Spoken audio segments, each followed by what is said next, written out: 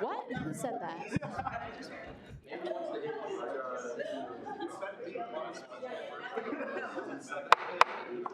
I now call this meeting of the Kansas State University Student Governing Association to order. Please rise for the pledge. I pledge allegiance to the flag of the United States of America and to the republic for which it stands, one nation, under God, indivisible, with liberty and justice for all. Thanks for saving the flag, Ann. Okay, I want to begin our Student Senate taking place on Thursday, March 12th, 2026 with a land acknowledgement. We recognize that Kansas State University as the first land-grant institution stands on the ancestral lands of the Kaw people. Our state of Kansas is home to 4 federally recognized Native nations, the Iowa, Kickapoo, Prairie Band Potawatomi, and Sac and Fox. We must remember that the land serving as the foundation for this institution was and still is stolen land acquired by white settlers. We pledge our commitment to creating decolonized spaces at the university while advocating for the support and future success of Indigenous faculty, staff, and students at K-State. Speaker Pro Tem Lee will now take it away with first roll call. Perfect. Second to last. Welcome back. Alvarez. Here. Barnes. Here. Black. Here. Here. Biswell. Brown Logan. Here. Brown M. Logan. Okay, fire. Here. Perfect. I have a name tag for you. Steven has it. FYI. Brown Wyatt. Here. Carey. Here. Coke. Here. Dunn. Dunn. Dominguez. Dominguez. Erickson. Here. Freeman. Here. Gaston. Here. George. Here. Glasscock. Here. Gurushankar. Here by proxy. Halstead. Here by proxy. Heller. Here by proxy. Holmes. Here. Holzmeister. Here. See. Here. Oh, sorry. Moved rows. Hoffman. Hoffman. Kramer. Here. Gunaratna. Here by proxy. Kraus. Here. Jacobson. Jacobson. Hassan Shakib. Here. Laneweir. Here. Lilly. Here. Mickey. Here. Mitchell. Here. Naughton. Naughton. Ohm. Here. Olingunju. Here. Otto. Here. Pena. Pena. Here. Perry. Here. Phillips. Here. Potter. Here. Prey. Here. Rafferty.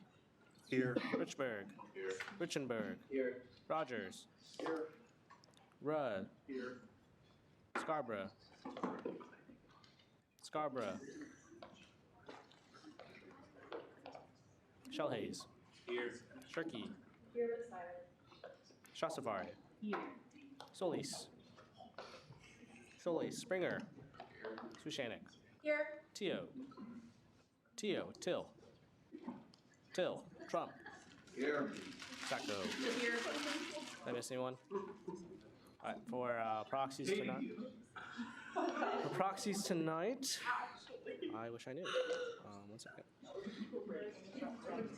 Proxies tonight, we have a Mickey for Heller, Shashavari for Gunaratna, All right, guys, tone down the talking. Thank you. and Rudd for Guru Shankar.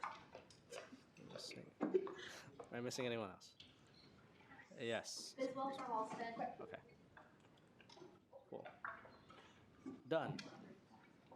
Here. Perfect. Oh, smooth move. Okay, that's it. Okay, great. So for our first open, oh, okay, there you are, Adrian in the back. For our first open period speakers this evening, we have Adrian Tucker from Parking Services. So if you will all close your laptops, please, and give her your full attention. Adrian, would you like to stand at the podium or do you want the floating mic? Okay. Thank you very much. I'm pretty sure you all know who I am, but if not, she said I'm Adrian Tucker, Director of Parking and Transportation. I am here today because I am submitting a proposal to the VPAF office about a permit rate increase, and I've been meeting with various groups across campus to get their feedback so I can include it in my report. We're going to talk about the reason for the increase, how much, over what period of time, and what the proposed revenue that will be collected from that increase will go towards. Next. Let's go ahead and skip to the next slide and then the next one. This one here, okay, so in spring of 2024, we did a lot assessment survey. We had all of our concrete and asphalt tested and graded on a scale of good to lost. So 3% of all of our parking infrastructure was in lost condition, 19 in critical condition, 27% in fair, 51% in good. And I mention that because the differences between like lost and critical are really significant. So 3% lost conditions mean I have to completely replace the lot, not just repair it. So you're looking at anywhere between $10,000 to $15,000 a stall in cost. Critical condition means that there is enough damage to it, like what you see down in the bottom corner there, that's called spidering, and it's a simple process where you get cracks in the concrete or in the asphalt. You get water in the cracks, it freezes, it thaws, and you get this repeated cycle over and over again of this freezing and thawing that causes these cracks to go deep into the asphalt. So that right there, I had to mill 4 inches off the top and do an asphalt overlay on top of that. That's where we're at with the 19% in critical condition. 27% is if I don't do substantial maintenance on it, it will get to critical within about 18 months. So overall, if you want to go to the next slide, please. We're looking at an addition $7.7 million worth of maintenance to all of our parking structures and infrastructure over the next 10 years. Last summer, we redid lots B17, the west side of B17. We did C1 up there just north of the tennis courts, or C2. This summer, we are investing $500,000 into repairs in the parking garage. And we are repaving the Alumni Center, and we're doing some concrete work back up in C2. But this is my maintenance plan for the next 10 years, and the estimated costs of each year and how much that's going to cost. Okay, next slide. So what we did was when we went to the Parking Council and we said, hey, we need to increase rates. What is this going to look like? Because we spent 7 months discussing this and going back and forth and running different revenue models and trying to come up with a system that was, in my mind, I wanted transparency above anything else. When we looked at increasing permits in large sums over multiple years, I didn't feel as though that accurately represented, one, the amount of revenue that we would need to complete those repairs, and two, it wasn't transparent. Like if we were to increase permits by $50 next year, how could I justify that expense to the students if there's nothing to compare that against? So we took a look at the HEPI index. The HEPI index is the Higher Education Pricing Index, and what it does is it estimates inflation based off of real, actual expenses in higher education outside of research. So if you look at the graph, so what this basically shows is on the gray lines, that shows where our permit prices started in 2012 to where we are now, or last year in 2025. There were only 3 increases over those 13 years. Had we used the HEPI index to pace with that inflation, you would see the difference. So for students, for example, and I'll just focus on the students right now, it would be $23 more than what you're paying now had we kept up with HEPI over the last 13 years. So what we're going to do moving forward, next slide please, what we're proposing is meeting up to that $23 difference over the next 2 years. So beginning in 2026, the permit would be $210, 2027 it would be $221, and then we follow HEPI with an average of a 2.8% increase every year after until 2035. If you look down below, it'll show you what that actual dollar amount is each year. Now, I've seen the HEPI index increase and decrease or fluctuate over the last 13 years, anywhere from 1.2% to 5.6. We would cap that at no more than 3.5 to 4%. And I can't imagine a world that exists that would cause the HEPI index to go any higher than that, but I'm not an economist, so I don't want to make any guesses. We want to try and keep that percentage rate below 3.5% until 2035. And as you'd see, we would also increase FS1, 2, and 3 permits as well. And again, the reason why I'm an advocate of the HEPI index is bullet point number 3. It provides predictable, transparent, and stable pricing. People will know exactly why their permits are increasing and by how much. Next slide. So this is a master plan moving forward for the university and the long-term impact it's going to have on parking. What we don't know is how much of this master plan is going to come into fruition over the next 10 years. As you can see with these lots names up in the right-hand corner, all those lots have buildings on them in the master plan. And all those parking spaces are going to be taken away out of our parking capacity for a total of 1,472 parking stalls. Some of the lots are A17, A18, so north of Schellenberger, the engineering lot, A28, A5, A2 is a big one.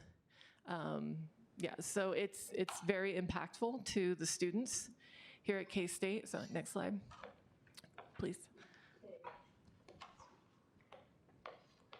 So what we're studying now is our parking supply versus demand. If we're losing approximately 13% of our parking capacity over 10 to 15 years, what are we going to do about that? And I've been telling various campus groups that it's not a one solution fix. We need multiple solutions to combat this problem. First being, we need to look at when classes are scheduled, because what we found working with the Office of Institutional Research is that a majority of undergrad classes are scheduled at about the same block of time, Monday through Friday, and that's when we look at our LPR data, we have the most capacity, or the most occupancy, I should say, in each one of our lots. So we're at mostly 100% capacity on Mondays and Wednesdays from 8:30 a.m. to 2 p.m. You're going to be hard-pressed to find a parking spot in the core campus, right? I think we all know that. But what we're going to advocate for is trying to spread some of those classes out so that not everybody's expected to be on campus at the same time. Because with the classes, it's not just the professors, it's the staff required to support the professors and all the students that are attending these classes. We're also looking at ways in which we can increase our supply of parking stalls on campus and trying to get very creative with various pockets of where we can add. We're looking at adding parking to vet med. We're looking at adding parking next to the child care center. We're looking at a possible extension in D1 and using some available land that the university owns to build additional parking on. We're also looking at possibly limiting permit sales to those that live within walking distance on campus, meaning that for a commuting student, for example, if you live in the green residential zone, just on the other side of North Manhattan Avenue, like by a couple blocks, should you be allowed to purchase a permit that then allows you to park on campus? It's a question that's been asked, so it's something that we're looking at. Also offering flexibility with permitting options and not just having a system where you have to have just an annual permit. Is there any flexibility in that and to provide students with more options? And implementing a more robust transportation or park and ride system so that as we lose these stalls and our occupancy is reduced, having some ability to still get people to K-State and around K-State. Next. That is very Cliff Notes version. Again, I'll be submitting a report to the VPAF office at the end of the month with all of the feedback. So if you have any feedback or any questions, please let me know. And if you don't feel comfortable raising your hand or talking here, this is my contact information. It's my email address, my office phone number. You're more than welcome to send them to me, and we'll talk about it. I imagine we have some questions for you. Senator Brown? Yeah, so earlier, I believe there was a proposal going around for like $40, $45 a semester for like public transportation, stuff like that. Is this in addition to that? Yes, so as far as transportation is concerned, we've kind of put a pin in it. Yeah, it's something that we're looking at very high level, and I've been speaking with the president's cabinet about ways in which we could move forward with a transportation system that doesn't require any funds to come out of the student's pocket, which is the direction I would like to go and that we're researching now. Thank you. Yep. Senator Carey? Now more than ever, I've seen a lot of people get more tickets, or at least talk more publicly about the tickets. How much of that is going towards the improvements of the lots? Yeah, so all of it. It's all considered a part of our revenue. It accounts for about 12% of our current revenue, and we do not factor citations into our budget modeling because it fluctuates so much. If you look at how many citations we're writing at the beginning of the semester, it's not going to be anywhere near the amount we're writing towards the end of the semester. And we're actively working on solutions to further educate the K-State community and to do outreach to talk about rules and regulations to try and prevent some of those citations from happening. Madam Speaker, follow-up. Granted. How do you, how do I want to say this? Just ask, it's okay. Well, sorry, okay. We're losing 1,000 parking spots, but you're also talking about adding more. Are those canceling each other out, or? No, like if I am able to add any parking, it's not gonna come anywhere near that 1,400 loss. We're talking about maybe at most 5%. And I can advocate to build more parking. Ultimately, that decision's not up to me, right? So nothing is set in stone yet. Senator George? Hello. Hello. Do you have a question? Yes, I do. Okay, you may proceed. Yeah, sorry. I'm concerned about the fee for the parking permits. Is there a way, probably, what's the plan towards the fee? Would there be an increase in the fee or probably decrease in the fee? Because these days, I hardly even get a parking spot to park my car. And I pay every year. I mean, with this expansion, would there be probably more parking lots? And would there be decrease in fee or increase in fee? That's very important to know. Okay. He's asking if it's the fee is increasing. Oh, the fee is increasing. Further questions? Senator Brown? Come again. Oh. Can you come again, please? Hello? I said the fee is increasing. So, what is the assurance that if we are increasing the fee, if I'm paying for the fee, I'll get a parking spot for myself? Because at this moment, honestly, the money I pay, I don't enjoy it, honestly, because I find it hard to even get a parking lot for myself. So if you still go ahead to increase the fee. Hey, Senator George, can we try to get to the question, please? Out of respect for Ma'am. time. Come again. Senator George, can I ask you, is your question asking if your fees personally as a student will increase because of No. this?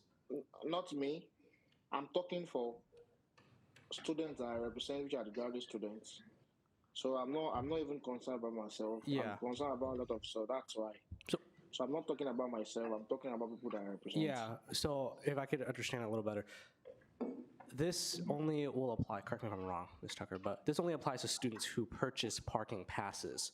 Correct. So if your grad students are buying parking passes, they will be affected, but if they are not buying a parking pass, they will not be affected by this increase. That is correct. Okay, that's fine. Senator Freeman. Yeah, what are the steps after you submit the report? Like, what comes next? Sure. So I'll submit the report with recommended or with concerns from the various groups that I've met and recommendations based off of those concerns. That report will go to Ethan Erickson in his office, and his office will either approve or deny the request for the increase. I have met with your SGA cabinet, the President's Cabinet, Faculty Senate, USS Senate, and the rate was approved by the Parking Council. Time for questions has expired. Senator Mitchell. I move to add 4 minutes to questioning time. Is there a second? Second. Okay. Speaker's time is extended. Senator Mitchell. I think in your last presentation, you might have mentioned something about using the athletics parking lots and then having transportation from athletics parking lots to the main campus. Or that might have been a discussion we had like in our committee, so I apologize if you didn't ask that, but has there been any progress or ideas related with that? Not really, no. Again, like the idea of like a transit or a park and ride system, we've kind of put a pin in that for right now. So, I mean, the idea is still there. It hasn't gone away, but we're not actively talking about it at this moment. Senator Trump. My question is about like just general parking lot maintenance. How do you decide, like you had the schedule of, this year we're working on this lot, this year we're working on this lot. How do you decide like the precedent of which lot goes first? Because I saw the Alumni Center was relatively high up there, but it's like I drive past there all the time and I park through there at least once a week.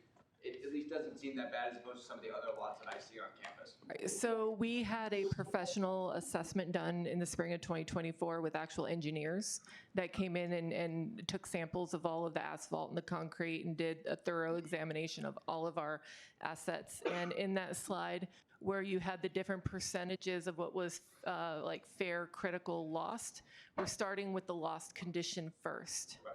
And then working our way up to the good. The idea is to get all the major repair work done so that we're in a state of just upkeep and we're not spending anywhere from like $500,000 to $1.2 million a year on these large maintenance projects. Thank you. Chair Suchanek. When will you be submitting this report? Because I would love for this body to pass like legislation on our formal opinion, and you're here on the very last night of our term, and we won't reconvene until like 3 weeks after spring break at the regular session. The plan, Ethan requested this by the end of the month, end of this month, but I planned on submitting it over spring break. If there is some verbiage or wording you want me to put in, please email me. Jim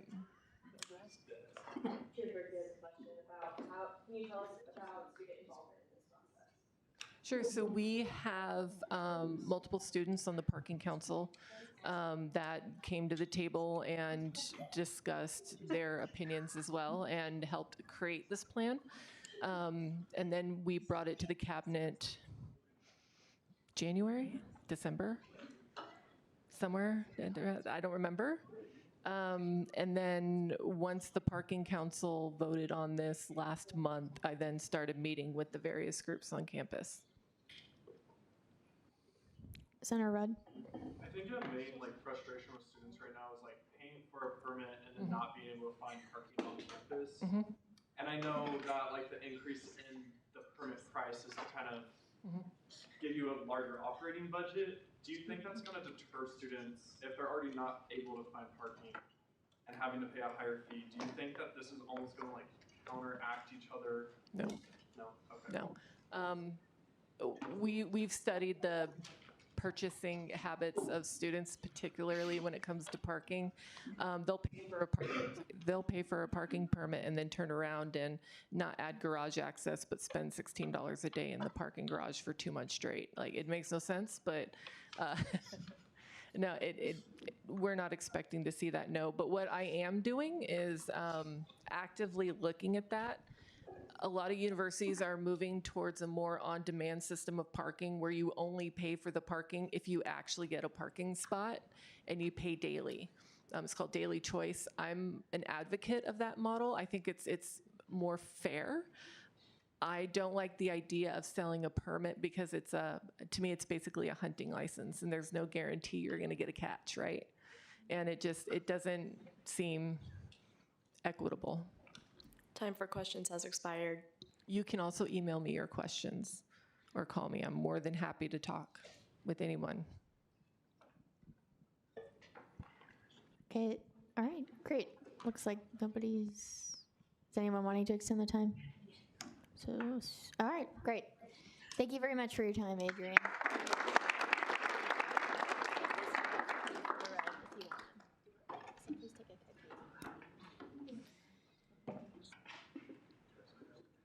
Okay, great. Are there any other first open period speakers this evening? Fantastic. And with that, is there a motion to approve the minutes unanimously? Senator Otto. All right, the minutes stand approved. All right, for our announcements this evening, not very many. I only have 2 more office hours left, so if you would like to come see me on Fridays from 1 to 2, you only have 2 more opportunities. The same for Andrew. And, also, please come to the Senate Speakeasy tonight. The group me is included in the announcements. And finally, to commemorate the end of the term, I'd like to recognize our graduating SGA members. Thank you for choosing to serve during your time at K-State. The work you've done, sometimes quietly, though oftentimes not, behind the scenes and in late night meetings has made a genuine difference for the students who come after you. SGA and K-State will be so much stronger because you chose to lead. So everyone give a round of applause for graduating SGA members. For upcoming events, spring break, hope you all have wonderful plans. Okay, and also this is my favorite quote that I've ever added to the agenda, so no big deal, but it says, "Never doubt that a small group of thoughtful, committed citizens can change the world. Indeed, it's the only thing that ever has," by Margaret Mead. Right, so are there any committee chairs that'd like to give a report? Chair Lilly.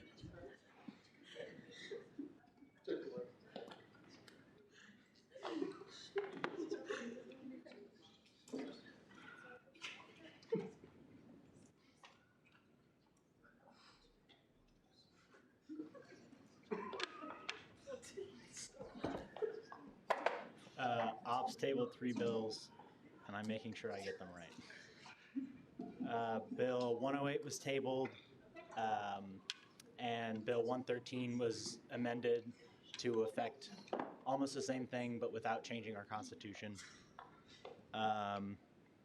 Bill 110 had some language that was unclear, so that got tabled. And then 112 caused a lot of conflicts with like the elections commissioner and ops responsibilities. Can I take questions about that? Yeah, sure. Are there any questions? All right, interesting. Oh, Senator Rudd. What was the last thing that you said about? The update to the street, I can be a lot more specific if you guys want. I think that would be. Yes, please do that. So it got tabled for a couple of reasons. It created a separate archive system. It got rid of the responsibility to give the report to ops to put in the official SGA archives and just created like another one. It had the oversight committee verifying the election themselves, which is not their job ever. And is there anything I'm forgetting? I know there's stuff I'm forgetting. Is there anything I'm forgetting that someone else remembers? Oh, Chair Shirky. Yeah, I'm kind of confused, considering that the bylaws already require that oversight has sole responsibility of managing initiatives, referenda, plebiscites. Are they not already supposed to be working with the elections commissioner on this stuff?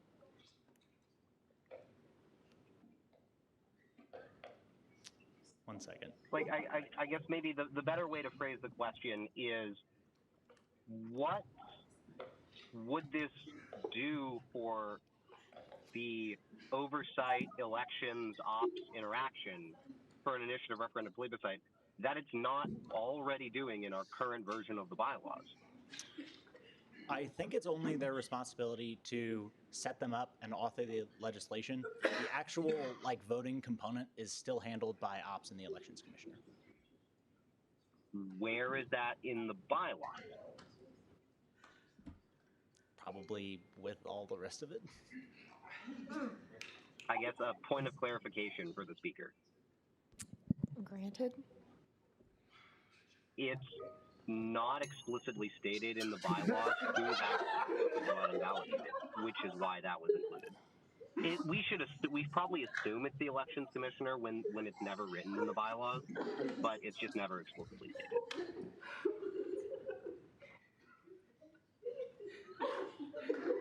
And then I have a question for the ops chair.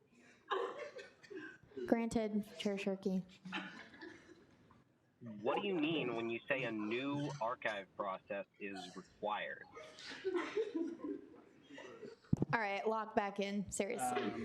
The other thing was that it mandated that they were referred anything that had to do with initiatives, referenda, plebiscites, or the strategic plan, which leaves no flexibility if there's a referendum about SSF or something for us to refer it to SSF. I just remembered that. But the at the very end, provide, archive, and request reports, documentation, and data.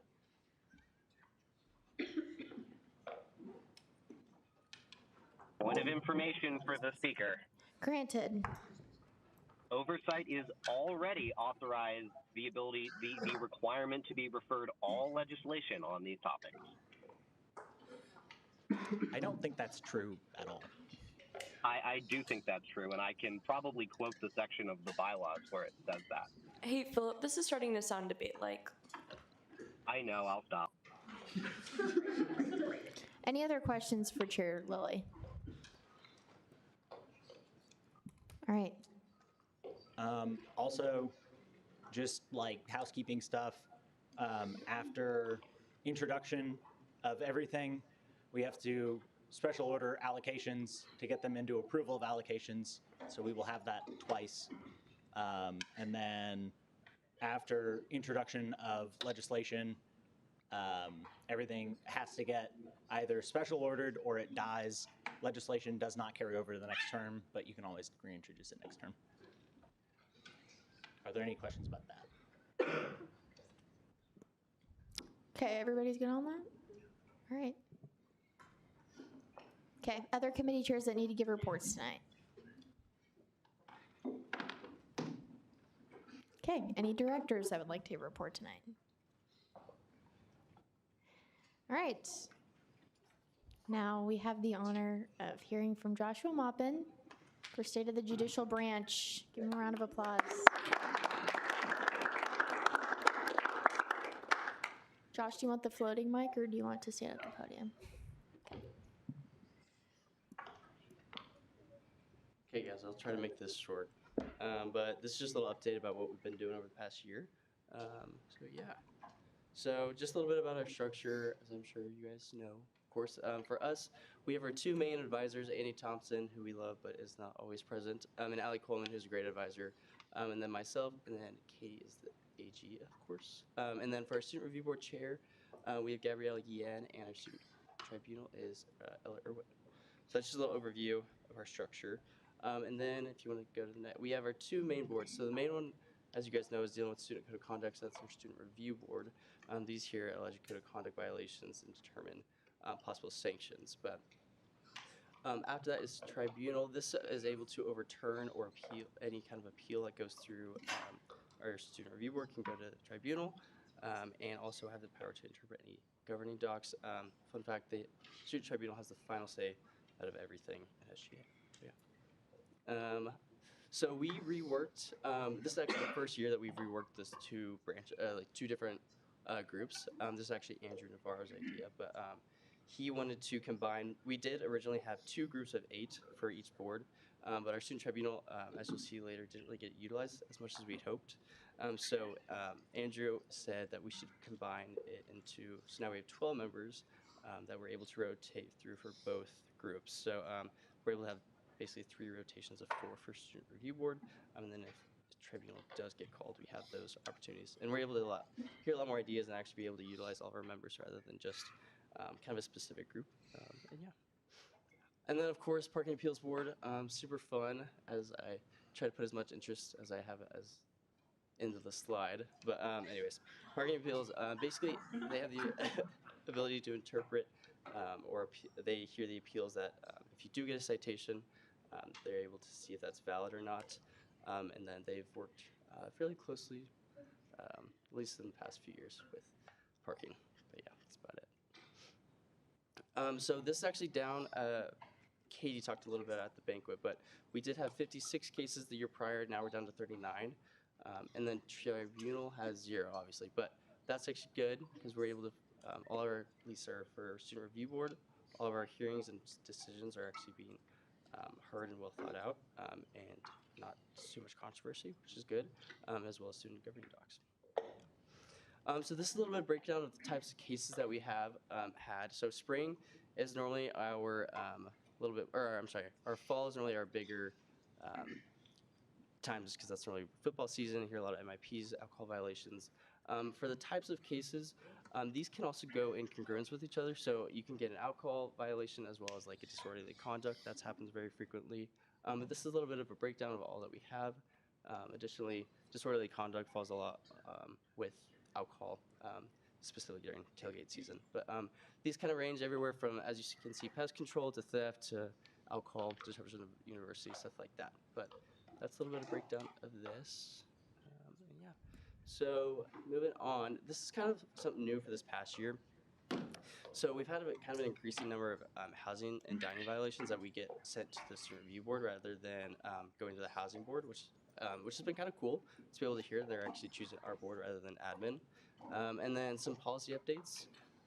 We had 2 new things kind of come up, especially this year. The student org amnesty policy, which kind of helps for anybody report hazing violations and have safety into that so they wouldn't get in trouble if any or outing their name or anything like that, which has been really cool to see. And then the Stop Campus Hazing Act. This has been going on since January of 25, I believe, but recently has been a lot more utilized. Here, there's actually a transparency report that's being able to, that's been uploaded in January and has been utilized a lot this year, which is good. Be able to kind of get the knowledge of hazing out there and be able to, yeah, sorry, that's bad. But because of that, you actually see that our reports of hazing has increased this past year. So over the past 3 years, the 41% of total reports from student organizations has been about hazing. But this past academic year, 71% of those reports have been about hazing. So both those policies updates has actually been really good because it's being utilized. Seen that this year. And then something I'm really excited about that I'll help with the search committee on coming up at the end of this semester is we are hiring, or not we, the Student Support and Accountability is hiring a new hazing prevention and conduct coordinator role. And that's including someone to help specifically deal with the organizations that are going through possible investigations for hazing and stuff like that, and being able to support our advisors a lot more because they've been pretty swamped with that this past year. So we're looking forward to that. That should come towards the end of this semester. And then this is our new branch leadership for next year. Super excited. Decided on these 3 2 weeks ago. So we have Matthew Hendricks for DAG, Danica's our new chair, and Riley. Riley and Danica were on SRB the previous year, so we're excited to see them. Yeah, that's about it. We have applications coming up for general membership the week after spring break, and then interviews to follow. But yeah, keep it short and sweet. Does anyone have any questions? Okay, thanks guys. Thanks, Josh.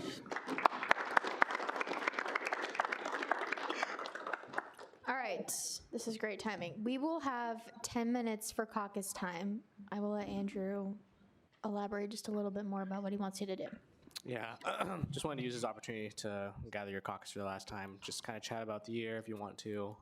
Try to be productive at least. I just wanted to make sure that everyone could gather one last time before we ride off to the sunset and go to Cancun for spring break. So. No, I'm going to Dallas, Texas. Yeehaw. Visit my siblings. So. All right, be back in here at 7:55.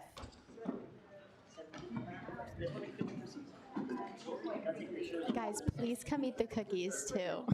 Don't make me force you to eat Or them. Evelyn will all herself. No, no.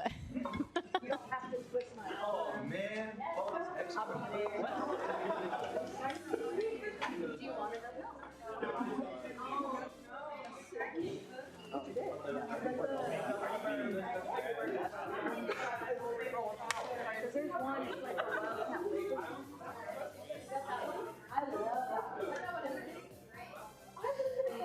I know she bought it. I know she bought it.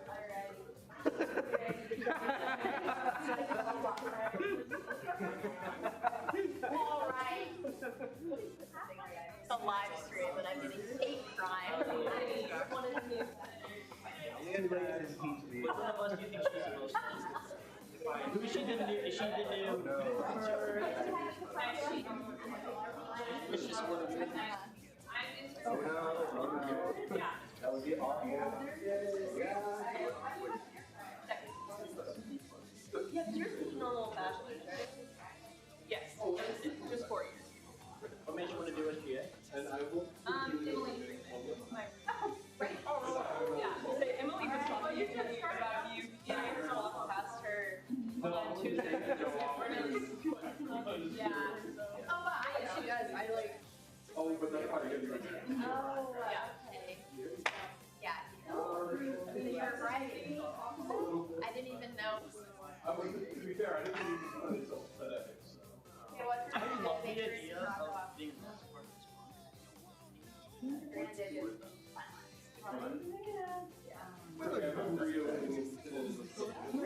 I'll pay attention.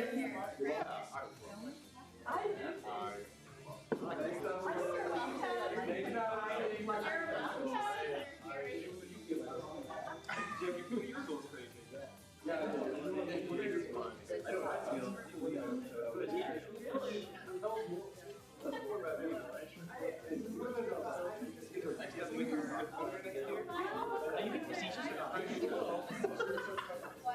Some days it is really interesting. Like, I feel like when we first started, all this stuff was so cool. And like we're just kind of covering the news. It's not that good. It's just great. Like I feel like we learned about robotocentrics and about It's all hard to get years of time. Josh and I are both planning. Josh is here behind me. We were in oh, bro. Oh my god. I'm a fourth year planning. Okay. Hello. I mean, for second year. Obviously, I'm just sitting. We're second year. No, Plymouth is really, especially like when you're working on your people ask you a lot of good questions. But it also makes you want to textbook around the range. Like, I don't know how to go about this. And you just my topic, and you're giving me like 5 other topics to explore. It is like you can tell he is so knowledgeable about this stuff, which I respect it a lot. It's just I think just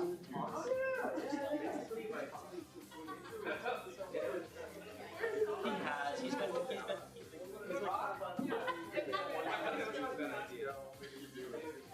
It's like that. I know. you like Do we share it? Yeah, I mean, it's good. We share it. We share your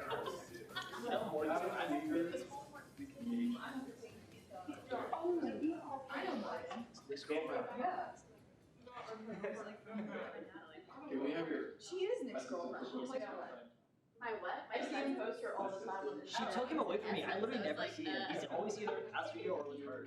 Yeah, what if you were one sentence? We're good away.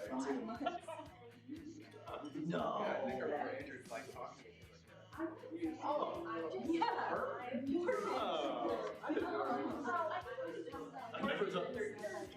She was the one who started. Yeah, Uncle alert. Oh.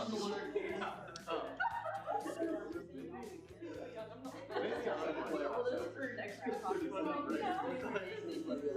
there. I know. I want to know if he's taller. I want to know. Oh, what? Yeah, I know that. Okay, yeah. I don't know how to being on the floor is like I don't know.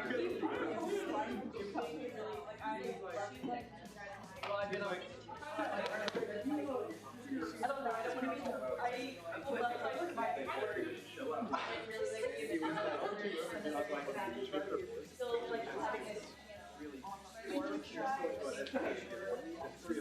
and it's my last year. I don't know, I'm still trying. I've been thinking about it ever since. How's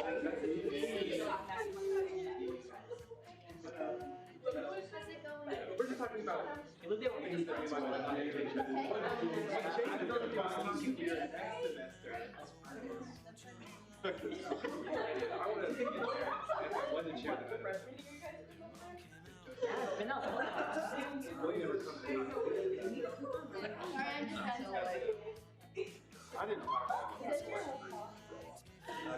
to Cooper first. You want to know the first thing? You just know You know what?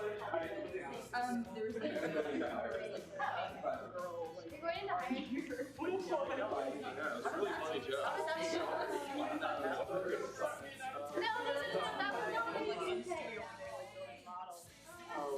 It was like an offhand like thing that I got involved in. He was like, "Can you believe that?" And I was like, This is like you're calling students, talking to them. Already.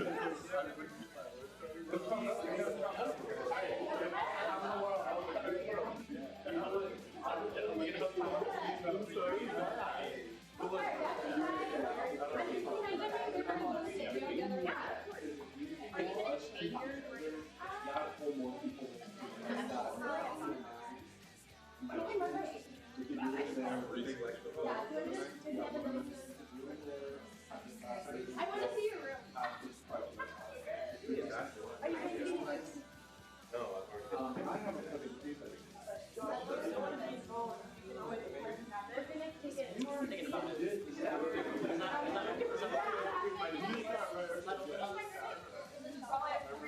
just like give me like to make sure that I'll still be involved.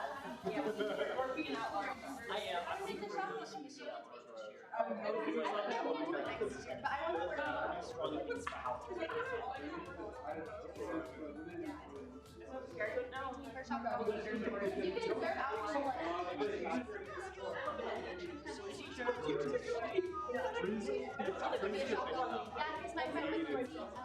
not so bad.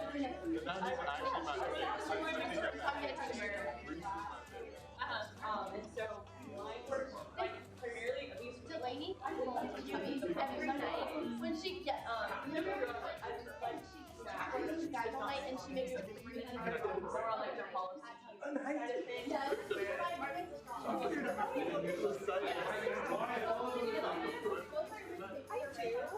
But it means a certain there's really a lot of times they'll obviously just dedicate myself I'm still gonna have to say. But it can be a little tricky. Still have like their thoughts with everyone else. Like in my mind this is like on. Yeah, I feel like I'm actually just like everyone else. I like it, it's fun. There's like not much you can do. You just have to keep so confused. I will admit no. What? Oh my god. But honestly, it can be what? Like video yeah, go. What's the word? Right. What are some, you have any like or just kind of like seeing where it takes you? I say right now. I hate using the sheet. Yeah. Whenever I first started, I didn't write it. I mean, like, oh, right, that's the bottom. I had to go. It was on a whim. I know exactly what it is. Yeah. Well, I work hard. Right. And so I just kind of like looked at slow my first year. And out there. I just belonged there. No, they'll just like raise my come up and surprise you. Like, oh, I also think that you see this. Yeah. And then like you kind of go down that avenue and you're like, oh, yeah, that's how like yeah. Did you hear me on the microphone? Like, right. You took it out on your. No, I'm excited. I'm excited. Yeah. I always have I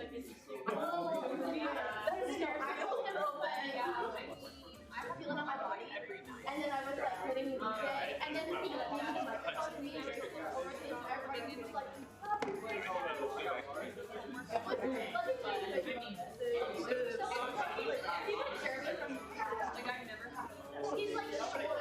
and like, and a lot of someone's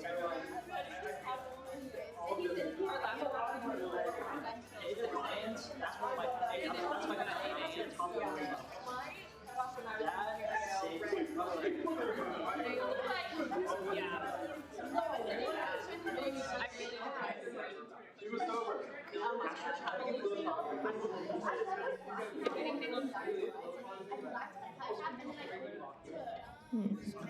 7:56.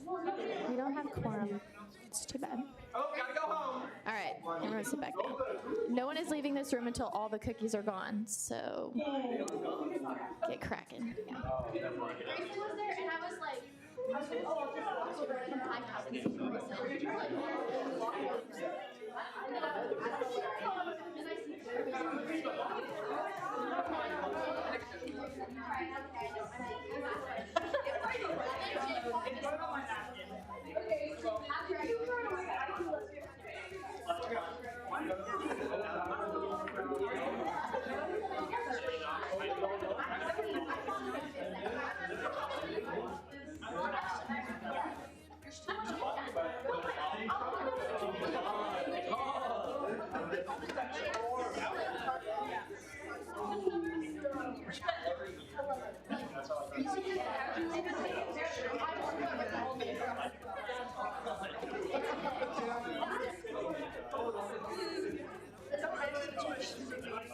All right, everyone make their way back to their seats, please.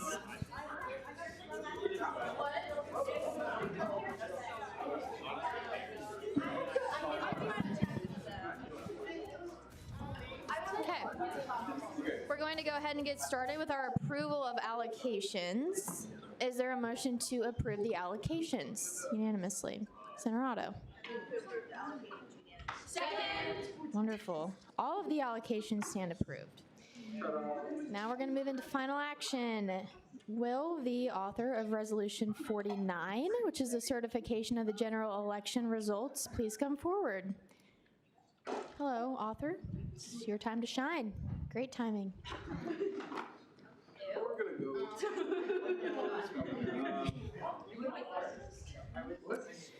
Okay, these were referred favorably from the Senate Operations Committee 6-0 to 0. Oh, this is the one that. Yep, election results. Were there any changes made in committee? No, there aren't allowed to be. Great. All right, you have first rights to debate. I can't even find it. I don't even know if we do debate on this. Please vote yes. It's a really big problem if you vote no. Seeing as I was debating the positive, is there any debate on the negative? Is there any further debate at all? Okay, roll call vote on bill 40, or I'm sorry, this is a hand vote on resolution 49. All in favor, raise your placards now. Proxies raised 2. Those on Zoom, raise your, perfect. All opposed, same sign. All right, resolution passes. Okay, next up, we have Bill 107, increase of Lafayette Health Center student services fee agreement. If the author could please come forward. Oh, Sam. This was referred favorably from the Student Services Fee Committee, 6-0 to 0. Thank you, Anna. Madam Chair, were there any changes made in committee? No. Your first rights to debate. I feel like this is a pretty straightforward increase at this point. We had Lafine come in last week as our first open period speaker to tell us about the current situation and what they're dealing with. Anyone who's been a senator for at least a term, and if not more, will know that Lafine has had a lot of ongoing budget constraints and was hit really hard due to COVID. The thing that's most important to me about this legislation is that this increase will allow us to pay people what they deserve, pay people fair wages, and allow us to keep good people on. I think people are the most valuable resource resource and asset that we have. And we're at the point where people who work at Lafine are leaving jobs at Lafine to go work at the VA. If you know anything about how the VA pays, that is ridiculous that the VA is able to pay people better than we can. We've heard in the past that Lafine employees are having to cut down to half-time and take second jobs just to manage to feed their families. And we can do better than that for the K-State family. We can do better than that for our people. And if people aren't our most valuable resource, then the building and the infrastructure definitely are. Making sure that all of our equipment is up to date and servicing students in the best way possible. Lafine has a new director this year, and I think she's done a great job so far, and I'm excited to see what she keeps doing. So I think this increase will set them off nicely for the next 3 years to come. Seeing as that was debate in the positive, is there any debate in the negative? Is there any further debate at all? Okay, roll call vote on Bill 107.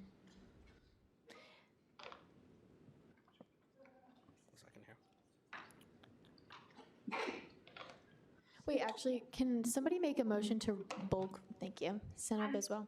I move to suspend the rules and allow for a hand vote.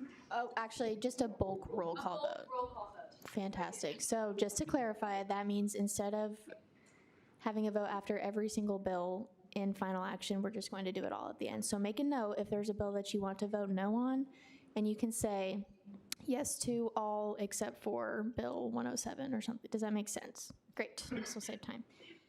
All right, so for Bill 109, this is the special allocation of academic competition team funds. Will the author please come forward? This was referred favorably from the Student Allocations Committee. Mr. Chair, were there any changes made in committee? I don't think so. We didn't change anything, did we? No, we stood behind our decisions that we made originally.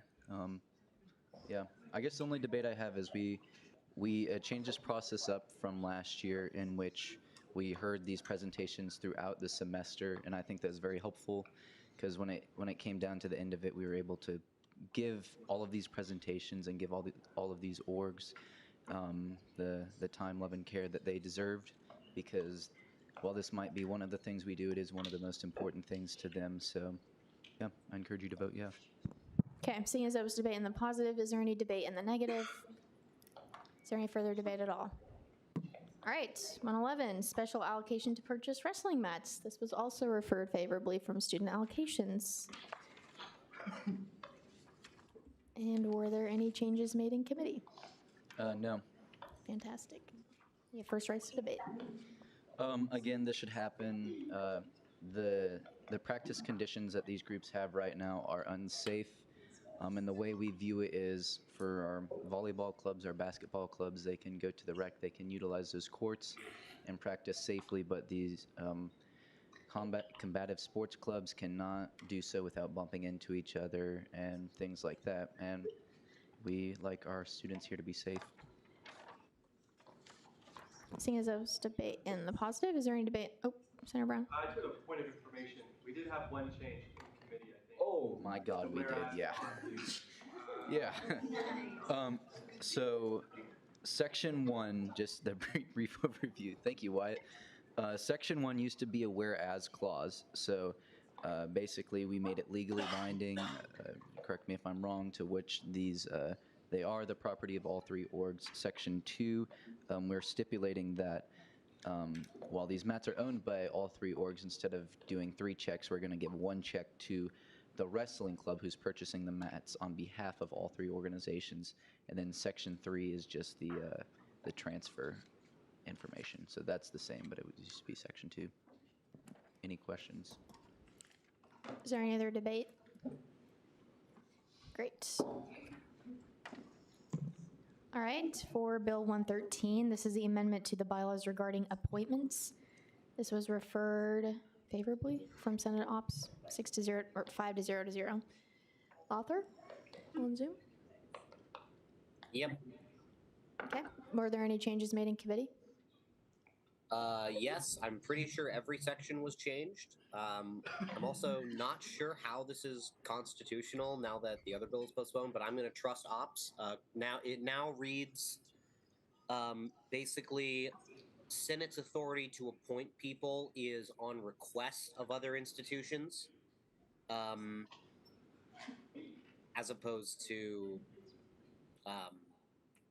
nominate or approve. And then if somebody else appoints it, it has been amended so that the student senate is notified. Oh, I have a correction on line 35. The word shall needs to not be capitalized. And then section C is, I believe, unchanged. Great. You have first rights to debate. Oh, wait, no, there's another correction. Line 41, the comma needs to be removed and we need the word and. Anyway, on to debate. It's in the Senate's interest to be able to remove appointees that don't, meet the people's need. It's in the Senate's interest to be aware of how its colleagues in other branches are appointing people. And so you should vote for the bill. Seeing as that was debate in the positive, is there any, hopefully that was the last time. You said during final action. Okay, but that's the last time, right? Yes. Okay. I don't have any more nuggets. All right, seeing as that was debate in the positive, is there any debate in the negative? Is there any further debate at all? Okay, great. We're moving right on to Bill 87, which is a codification of the Board for Open Educational Bylaws. And that was referred with no recommendation from Senate Exec 700. The author may come forward. The author is now forward. Author, were there any changes made in committee? There should have been. I defer to ops. If not, I have a friendly amendment. This never went to ops. Yeah. This was Senate Exec. Oh, then yes, there were. They're not reflected on the PDF in front of us, but it was amended and then passed. Okay, do you want to quickly explain the amendment very briefly? One Yes, sentence. you'll have to give me a second because I have to find it on my computer. Okay, the amendments to this legislation, line 12 was restated as the Student Senate recognizes the board, but does not guarantee funding.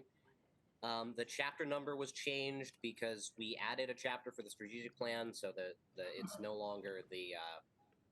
Yes, thank you, whoever displayed that. It's that one was passed. Chair Lilly? Point of information, this was not passed. We didn't amend it in committee. We met for like 3 minutes. Point of information, on my notes here, we passed Bill 87 neutrally, unanimously, as amended. Max made the motion to amend it. It was a friendly All amendment. right, to avoid any ambiguity, I'm gonna move to discharge from committee, and then I'm gonna propose a friendly amendment because We already amended it in committee. Max, did you not Joseph make? say we're not. Huh? No. Yes, Max just said that he did that. Phil, we amended it.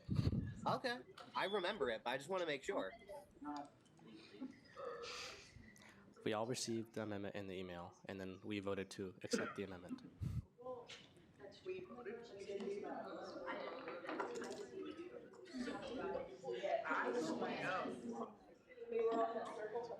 If we want to be sure, it'll be trivial to fix this with a motion. Let's just say we did it.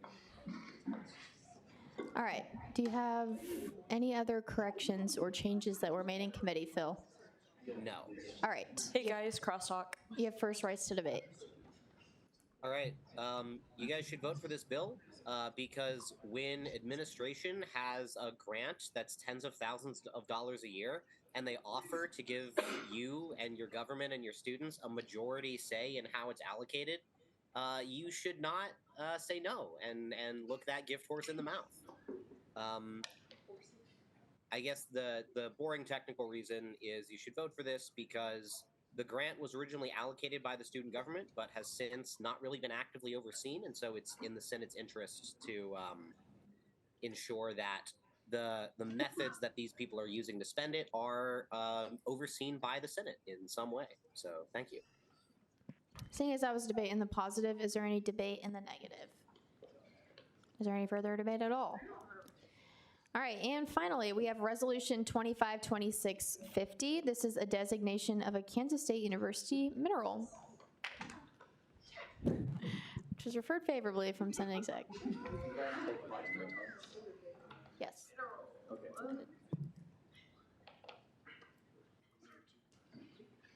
You guys should vote for this because our color is purple and we need a mineral to reflect that for advertising purposes and to make this university better than KU, which does not have an official mineral.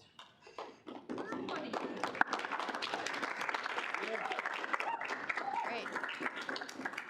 Chair Lilly? I have a point of information. This was referred super favorably. Everyone make a note of that. Chair Sushanik? I have a point of information that I would feel a lot more comfortable voting for this bill if the second author were willing to speak on it. Ooh, second. So now you've been mandated. Come to the front. Hello, Chase. Come right up here. Wow, give him a round of applause.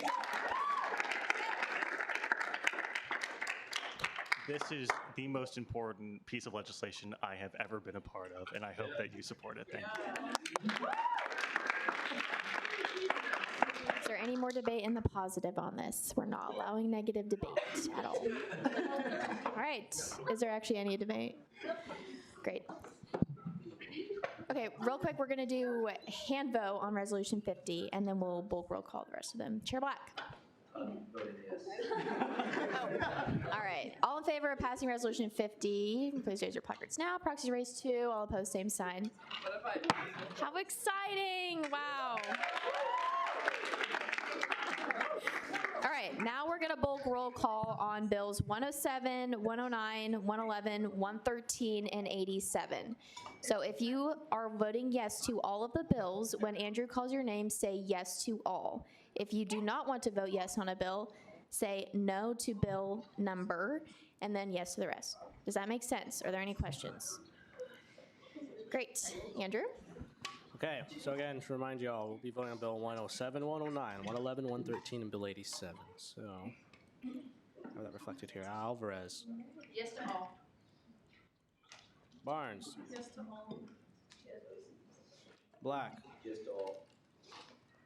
Biswell. Yes to all. Brown Logan. Y'all. Brown and Logan. Yes to all. Brown Wyatt. Yes, all. Carey.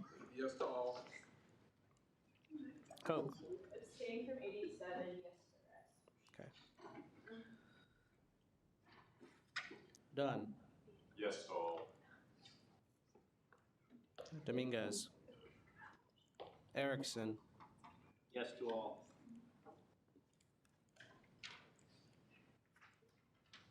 Freeman. Yes to all.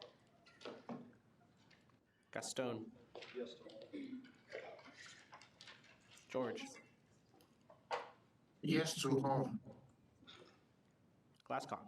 Abstain to 113, yes to the rest. Abstain 113. Okay. Guru Shankar. Halstead. Yes to all by proxy. Heller. Yes to all by proxy. Holmes. Yes to all. Guru Shankar. Yes to all by proxy. Holzmeister.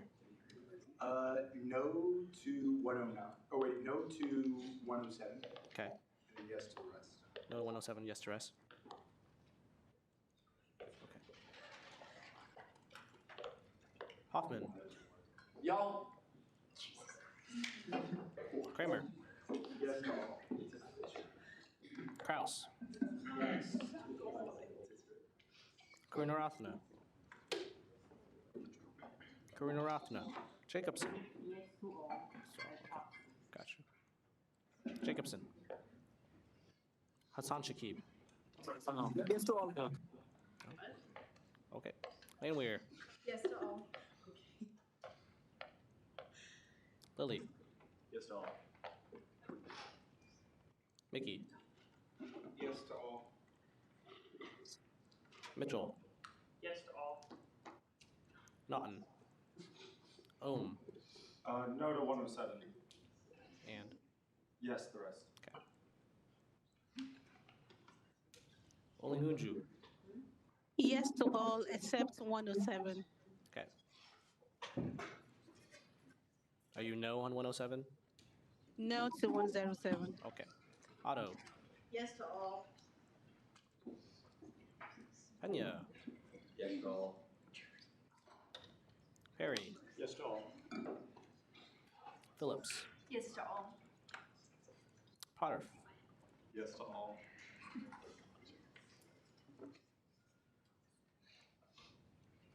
Oh, sorry. 1 second here. Sorry, I didn't catch that. Sorry. Pooterf. What was your vote? Yes to all. Perfect. Pray. Pray. Rafferty. Yes to all. Yes to all. Oh, hello. Richburg. Yes to all. Richenberg. Yes to all. Rogers. Yes to all except for 107. No to 107? Yes. Okay. Rudd. Yes to all. Scarborough. Shellhaze. Yes to all. Shirky. Yes to all. Shashavari. Yes to all. Solis. Springer. Yes to all. Sushanik. Yes to all, abstain 113. Abstain 113. Okay. Tio. Till. Trump. Yes to all.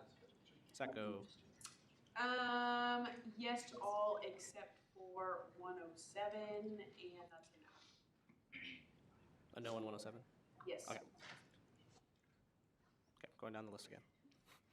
Just to make sure. Dominguez. Jacobson. Naughton. Scarborough. Solis. Tio. Till. Has every senator had a chance to vote? Does any senator wish to change their vote? Seeing none, Bill 107 passes 44 to 5 to 0. Bill 109 passes 49 to 0 to 0. Bill 111 passes 49 to 0 to 0. Bill 113 passes 47 to 0 to 2. And Bill 87 passes 48 to 0 to 1. All right, great. We're going to move into our introduction of allocations. First off, is there a motion to consider the allocations? Senator Otto. I move to consider the allocation. Second. Okay. Do we do All right, so first up we have Bill 2526 114, which is a student allocation to students for Resonate. Great. Alrighty, hello.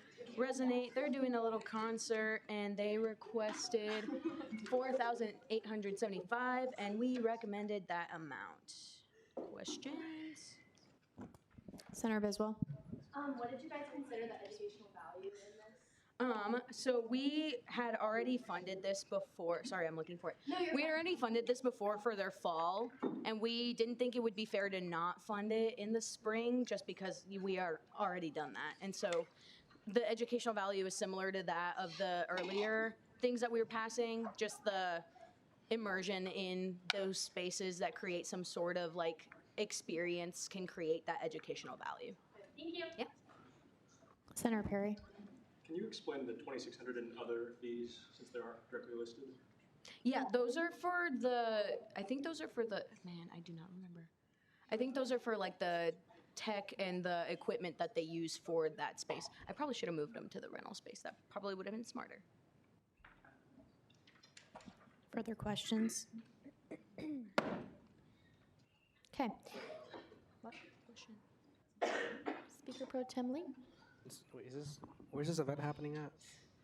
At University Christian Church. Where's that at? It's the one on Claflin. Is it on campus? It's slightly off campus. Are we not allowed to fund that? It's right next to the taco. Was your funded the event that happened at UCC? She was at the first one that we funded last semester when we funded Resonate at UCC. It's also by Nespers. Okay. We funded it last year. We funded it last term, or Last term? this term, Huh. last semester. Okay. Just I have a Chair Sushanic? Are you allowed to fund off-campus events? I thought we were allowed to fund that event, but I could be wrong. We might have to reconsider that. Joe? You might chat with Derek. Point of I was information. gonna say, yes. Derek would know. Phil. Chair Shirky? This came up last year, and the answer was yes. So yeah. Last year. We rewrote all of it. I was gonna say we did rewrite it. You didn't change the. We didn't change it. He's correct. Like the definition of on and off campus, so it was fine. I can't. But if this is not on campus, though, is it not? Yes, correct. The definitions didn't change. So if it was fundable last year, it's fundable this year. No. I don't remember finding this last year. Parliamentarian Coke. So point of information, so I was on Zach last year, and what Philip was trying to get at is typically whenever it comes to on-campus versus off-campus, most of these events that we fund are going to be on campus unless there are like budgetary restrictions or a good enough reason for it to be off campus. So for Resonate, at least last term, the reason that we approved the allocation for it to be last term is because it was much cheaper to be at University Christian Church than it would be for the size of the audience that they're expecting to be in the game. So that was the reason why we approved it last year. Are there any other questions? Actually, I'm sorry, I didn't look through it. Is it free to all students? Yeah, it's free and open to all students. They don't charge anything. Oh, I guess the committee funded this last term, like this exact committee. They funded it this term, just last semester. It was earlier in the fall. It was like in October, maybe November. I can pull it up. SAC last year funded it. SAC last year, CEC this year. Okay. Yeah. Okay, any other questions? Senator Perry? So, seeing as it's like an off-campus event in this case, was the committee interested in striking the 1,975 for rental space since that won't be going back to K-State? Was that talked about at all, or is that not considered? I don't think that was. Point of information, even though McCain is technically like on campus, we still pay the city for that. So it actually probably cheaper for them to have it on the church. The debate on campus, on off campus is whether or not it's accessible to students. Does that answer your question? Okay, Senator Mitchell?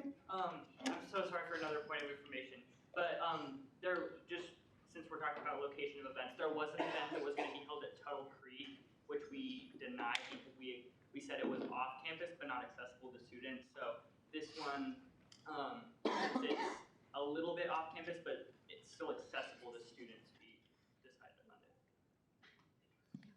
Great. Any other questions for the author or corrections? Okay, I think you have to stay up here, don't you? All right, next up we have Bill 115, which is the allocation to Percussive Arts Society. Yes, Percussive Arts Society, they're bringing the Britton Moore Duo on April 22nd. They've got like a little workshop going on. They requested 600 and were recommended 600. Questions or corrections for the author? Great. Next up we have Bill 116, which is an allocation to students for Bangladeshi Students Association. Yep. They're doing their BSA night, which is like a Bengali New Year celebration in April 11th. They requested 17,550, and we recommended 15,014. Before the question, this number comes from we funded everything that we could and then gave them the rest of the money. Are there questions? All right, great.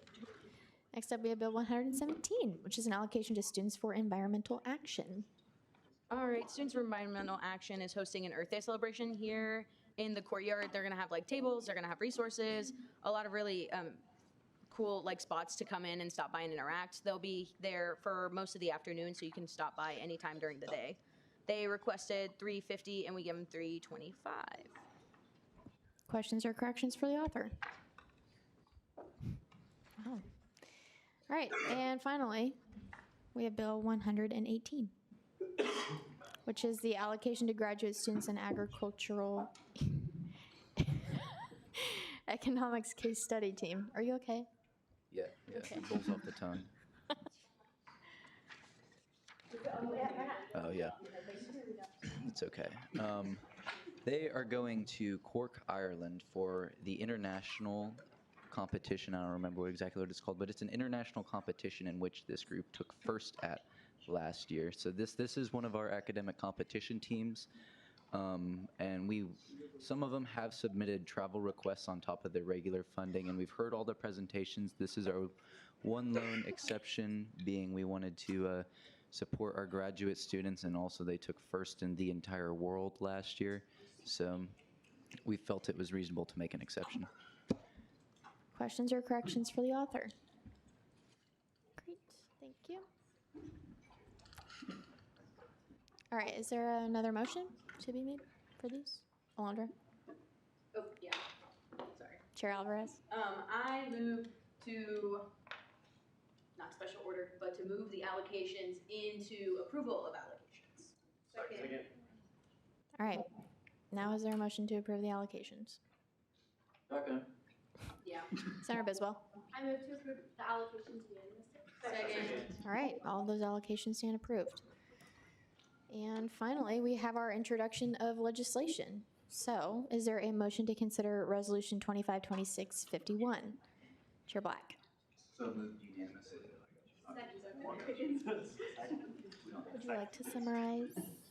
Yes, please. Is there a motion to allow the author to summarize? Chair Black. Yes, there is. So moved unanimously.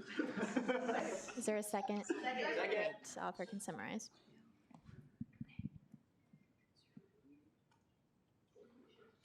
Philip, did you have a question? I was going to move to allow all the authors to summarize so we don't have to do this 5 times. Second.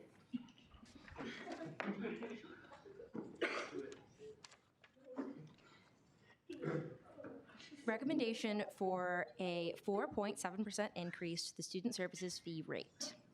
Whereas the Kansas State University Student Governing Association is charged with the responsible allocation of the student services fee. Whereas the student services fee currently has a budget of approximately $16.4 million to be dispersed to various entities across campus.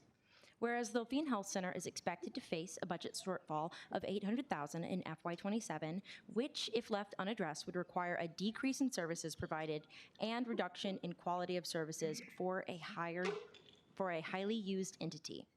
Whereas the Student Services Fee Committee and KSU SGA have agreed on a $750,000 increase to the budget of Levine Health Center and an additional $25,000 increase to the budget for counseling and psychological services. Whereas the Student Services Fee Committee has determined that a moderate surplus should be carried forward for future years to account for long-term enrollment changes. Whereas the Student Services Fee Committee Chair, Speaker of the Student Senate, and University Administration mutually agreed to present to the Kansas Board of Regents, or KBOR, the $23.04 increase to the Student Services Fee rate, bringing the rate to $512.28. Whereas based on current enrollment projections, the $23.04 increase for the student services fee rate will likely result in about $77,000 in additional revenue, which covers the increase of student health and well-being in full. Whereas the increase has been a long-term consideration of the committee and does not reflect the recent budget transformation process. Whereas increasing the rate of student services fee will assist the student services fee account for inflation, tackle ongoing maintenance projects, afford competitive wages, and maintain healthy reserves. Whereas by signing the Okanagan Charter, KSU has deemed it is important to prioritize student health, which is threatened by rising healthcare costs. And whereas on March 9th, 2026, the 2025-2026 Student Services Fee Committee voted 7 to 0 in favor of an increase. And whereas a 4.7% increase to the student services fee rate substantially increases the benefit that students will receive from their student services fee. Questions or corrections for the author?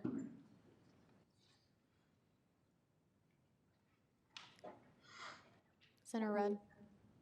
I know this has to go through KBOR still, but what happens after KBOR listens to this request? That is a very good question. The process will go that it will pass out of this body. We would take that to admin, and with admin, we would prep for presenting our entire budget to KBOR, with this being a part of it. KBOR would have the opportunity to ask the Student Services Fee Chair and the Student Body President some pretty in-depth questions about why we deemed this is necessary and what these funds are going towards, and sort of the deliberation process in that. And then they go behind closed doors and in their meeting, and they vote on either approving or denying this request. And then by next fall, when you log onto your cases account, if this passes out of our body, gets signed by the Student Body President, we go to KBOR, we present, KBOR approves it, you will now see a charge of $512.28 on your cases account. Actually, Sam, I do have a question too. Can you explain the rationale between the 4.7 and not like an even 5 or 4.5? We wanted to be very thoughtful in doing this. Normally, I find it's easiest for the committee to conceive of an increase, and also for agency directors when they're presenting to us to think about them in percentages rather than certain dollar amount numbers.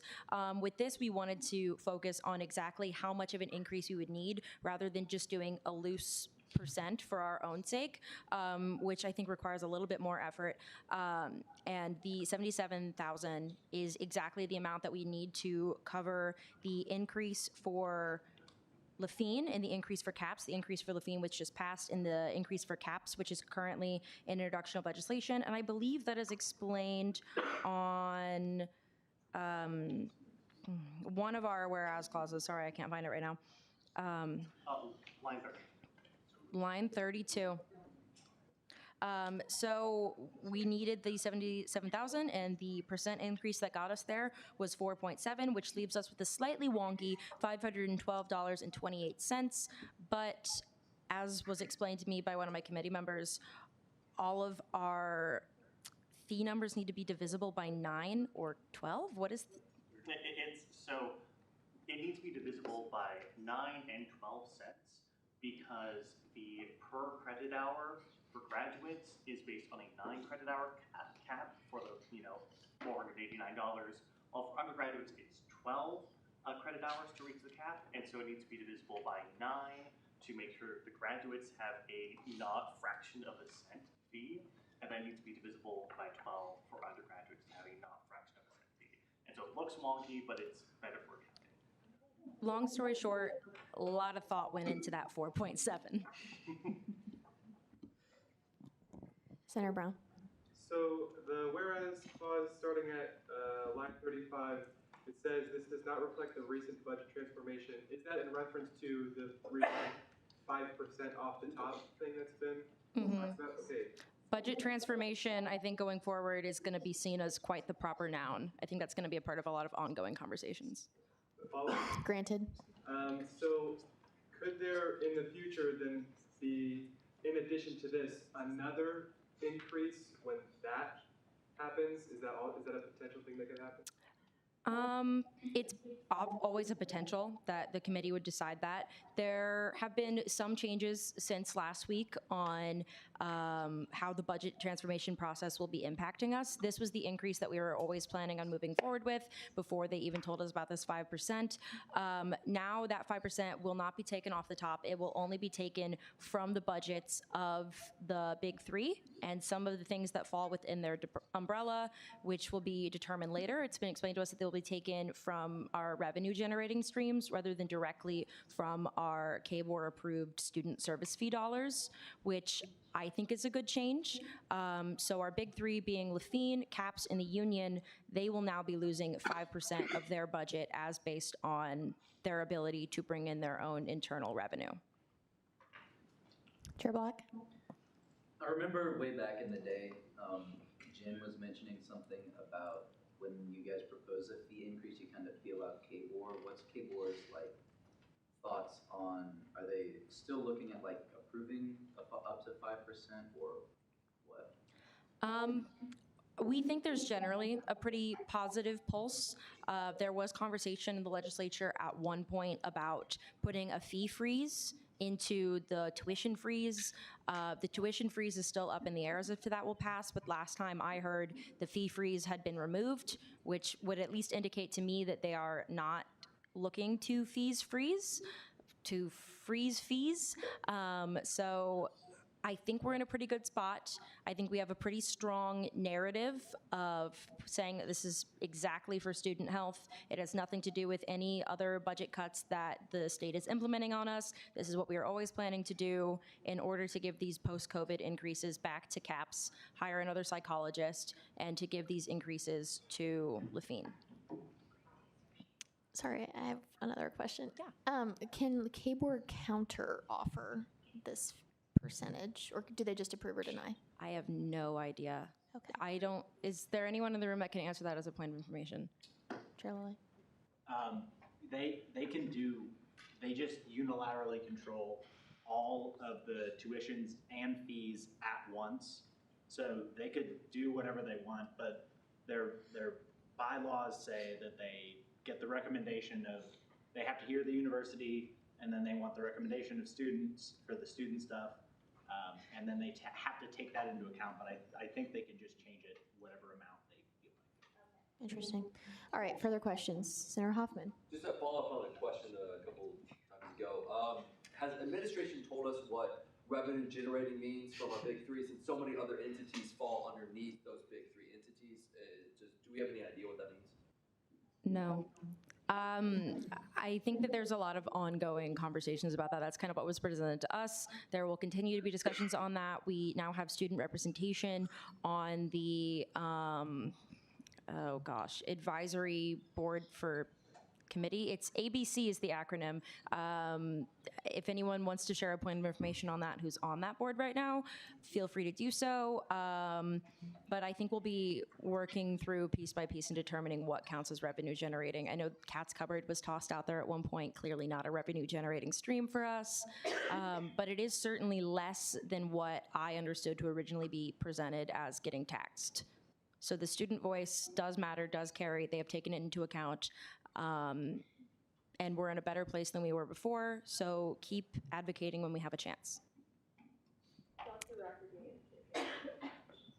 Okay, I will in just a second. Senator Pena? Point of information, if anybody has any questions about ABC, I'll be here after the meeting. Thanks. He's on the committee for those of you who didn't get that. Okay, Chair Shirky. I was going to say, point of information on that committee. Technically, we have a very polite promise to get students on there. You're going to see a bill and a resolution about There that. was they met this morning with students on there. Yep. Good. Thank you. Dr. Rafferty? There was a question about revenue generating. So if any organization is selling goods outside the university or within the university, that's where the tax would come into play. So if you had a service that was being sold to another university, that would be taxed and things like that. It goes through the accounting profiles. Very good. Thank you. Are there any other questions? Can I add one more piece of information that I remember? Absolutely. It was brought up that in the same KBOR meeting, we'll also be bringing any college fee increases that are happening at the same time coming out of TFSC. So the only point of conflict that I could see is that KBOR might not be receptive to 2 college fee increases and also a student fee increase, but I do have some verbal reassurance that the student services fee increase would be prioritized over one of the college fee increases. And sorry if I'm misquoting someone in saying that, watching. Senator Hoffman? Just to follow up on that, what college fees are getting increased? Ag and APD. APD. CFC has not yet met for APD yet, though, so that will happen after spring break. If anyone's interested, please come to the forum. Great. Any other questions? Okay. And let me look at my agenda here. Okay, next up we have an allocation of student general surplus funds for the student union freight elevator, resolution 52. Is there a motion to consider? Senator Glasscock. We would consider resolution 52. Can I still summarize? Yes. Thanks, Phil. I'm not going to read the whereas clauses on a piece of SSF legislation for once. This is $305,000 for a union freight elevator. Their freight elevator has been broken almost all year, and they have been taking everything to like the pedestrian elevators, which is very inconvenient. There's a lot of events that happen here at the union that require food, janitorial staff, moving heavy things around, large tables, just bulky things, and they need that elevator fixed. I think it's pretty straightforward. Questions or corrections for the author? Sam, do you know where the freight elevator is? It's in the back somewhere. I think it's stationed somewhere near and around the Qdoba, if we're talking on this level. And does anyone who work at the union have a thank you? All yours. A point of information, it's right behind the Chick-fil-A. There's that like big door over by the bathrooms, and then it's back there. Interesting. And it leads to the dungeon. Whoa. Very good. Okay, any other questions or corrections for the author? Chair Lilly. It says at the end of the specified fiscal year, but it's not really specified fiscal year. Would there be a friendly amendment to add one? Which one? Is it 26? What are we in right now, 26? Yeah. Okay, so the end of 25? When do they? 25 has ended. I know, but yeah, that's the point. How soon can we get them their money? No, that's transferred back to us. Oh, 27. So friendly amendment for it to read, the end of fiscal year 2027 shall be transferred. Yeah, can we have another friendly amendment that this Wait. has? Let me write this down. The one res 52. Okay, so you want to add fiscal year 27. What line is that? You know? 36. Okay, and then what did you want to add, Sam? So this time last year, we passed another one-time allocation. Nowhere in here did we state when the money actually got allocated. We only just said when it came back to us. So we made that mistake again. Can we put a friendly amendment somewhere that says what fiscal year they received these dollars? What line do you want that on? We would have to add a section. Yeah. Add section. Add Can you help me with probably new section 2, probably bump everything down. Okay. Monies shall be dispersed before the end of fiscal year 26. Yeah, I have a better idea. Can I ask you for something? Yeah. Can you send this to me on an email, and then I'll Crazy copy work. I'll copy Yeah. it into the bill before I print it out. Yeah. Pretty friendly amendment. Great. Thank you. Any other questions or corrections? Okay. And we have Bill 119. This is the increase of the Counseling and Psychological Services Student Services Fee Agreement. Is there a motion to consider Bill 119, Senator Glasgow? I move to consider Bill 119. Second. Increase of the Counseling and Psychological Services Student Services Fee Agreement. Counseling and Psychological Services, CAPS, is the primary mental health resource for Kansas State University students and provides therapy, consultation, and referral information for the KSU family. Whereas the Student Services Fee Committee reviewed CAPS out of the scheduled 3-year review cycle alongside Lafayette Health Center. Whereas the Student Services Fee Committee is committed to the financial well-being of the Student Services Fee and maximizing the value provided to students. Whereas Kansas State University and the Kansas State University Student Governing Association have allocated financial resources to prioritize student health and well-being. Whereas CAPS is currently being funded at $943,587 for FY26, whereas the Student Services Fee Committee is recommending a $25,000 increase to funding for the CAPS, totaling $986,587 for FY27, whereas the above increase assists CAPS in providing the necessary salary increases for existing staff to protect against departures of needed staff in the coming year. And whereas the Student Services Fee Committee voted 6-0 to recommend the following Student Services Fee Agreement to the Student Senate. And then below that, your lovely, beautiful contract language. Questions or corrections for the author? I have one for my committee. Why are we sending this to the director of the Collegiate Media Group? Was this in the tabs last time? Can we just like accidentally move it? Can we get rid of that? Yeah. Yeah, we're gonna get rid of that. Thank you, Andrew.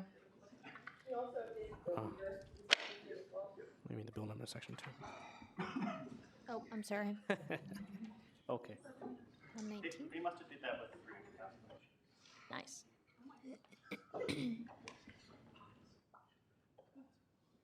Okay, any other questions or Chair Lilly. I have a question about the last one. I just wrote the allocation will be dispersed by the end of fiscal year 2026. Do I have to say who to very specifically? Nah. Will account? No, we'll deal with it. Yeah, we'll be fine. It's better than it was last time, and they got their money eventually. Okay, any other questions or corrections? All right, we're gonna keep moving right along. Actually,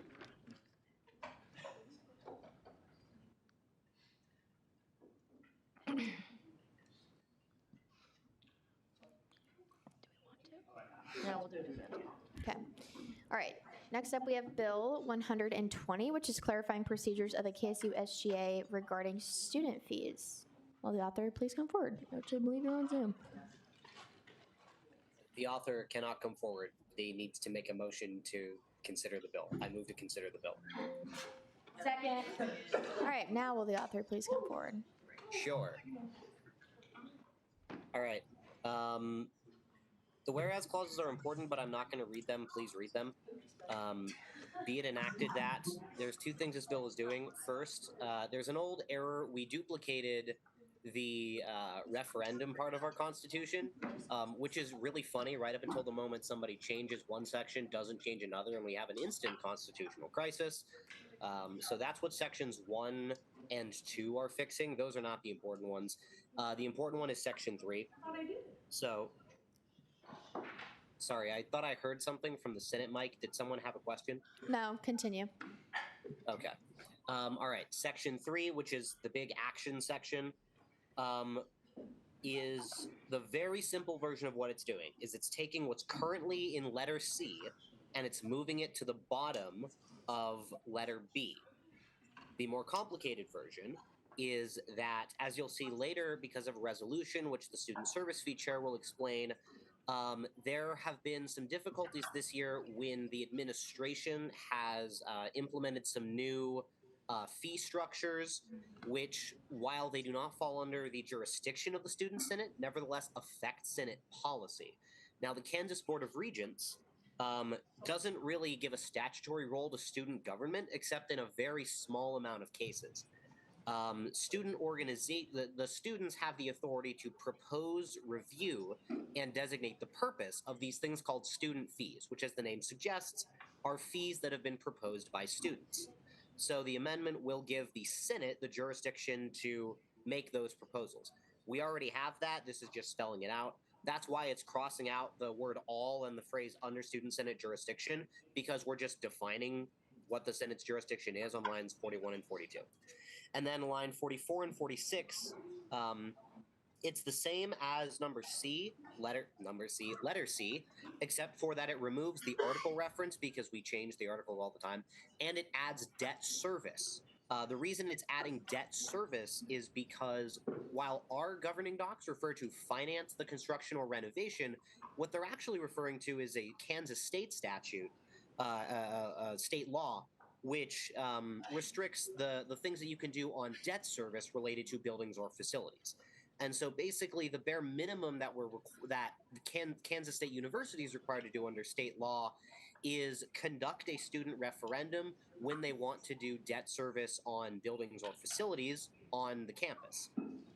What we're doing in this amendment is we're slightly expanding from the bare minimum the state requires us to do to essentially saying this government will not create or change student fees in order to build a building, pay a bunch of debt, or renovate stuff until the students have approved it.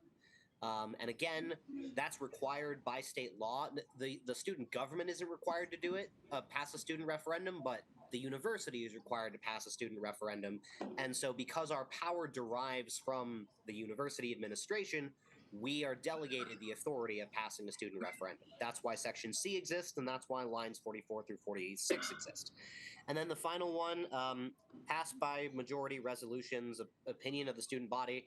The phrase appropriate student organization for Kansas State University, that also comes from the Kansas Board of Regents policy manual.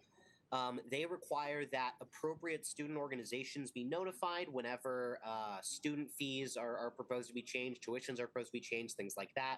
And then essentially what this is doing is this is KSU SGA saying, we think we're the appropriate student organization. We have that authority technically so long as the president of the university gives us that authority, which they currently do. But we're making it clear that we are allowed to provide comments on tuition and fees because that is what K-State is required to get from its students before it goes to the Kansas Board of Regents. I also have a friendly amendment, Section 4. It should not be sent to President Richard Linton. It should be sent to Dr. Lane instead. That is in alignment with the resolution you'll see later that SSF wrote, because those are the people that actually interact with student government in the context of fees. All right, any questions? Are there any questions for the author? Okay. Thank you, Chair Shirky.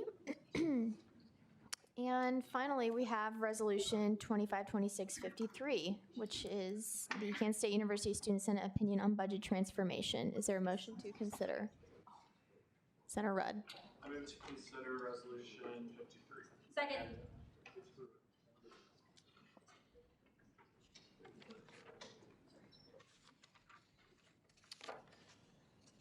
Okay. I might be doing some show of hands voting because I don't know what I need to explain. Everyone's aware of the 5%? Like everyone understands it? Raise your hand if you understand. Can you give a brief summary? Just very one sentence. So you want it to be longer than one sentence because one sentence will be blunt. The university has deemed it necessary to collect. At first, they were just going to take 5% of the student services fee. And then they changed that. Am I not being loud enough? Okay. And then they changed that to be from the entities instead, I think for legal reasons, because it was sketchy. And now it sounds like they're just doing the revenue generation of those entities, which would be a lot less money than they told us that it would be. So I'm not entirely sure. Details are sparse for this, and it's moving very quickly. They plan to implement it in June, and Senate will have met 2 or 3 times by then, which is not really enough time for everyone to get their bearings and learn about this and pass something cohesive. Faculty Senate passed something similar to this on Tuesday.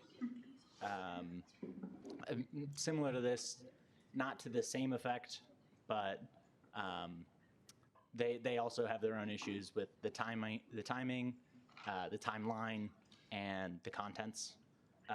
Notably, this makes like huge changes to the budget and does not include like a shadow year or anything that probably would normally come with such a sweeping budget change. So can you scroll down to like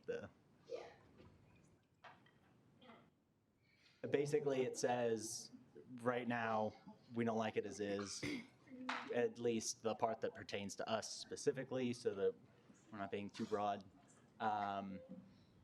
They have worked with us, I think, to